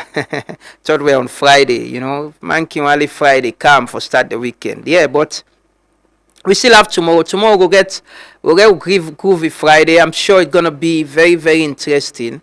Some of the guests them will they get tomorrow. Hopefully, inshallah, we go there back 6:30. Start the day with tuna and end by 10. Tete will meet back. Have a lovely day. Continue for stay with Truth Media. And show love to Salon. Show love to Salon. Try for do waiting right and avoid waiting wrong. Bye-bye.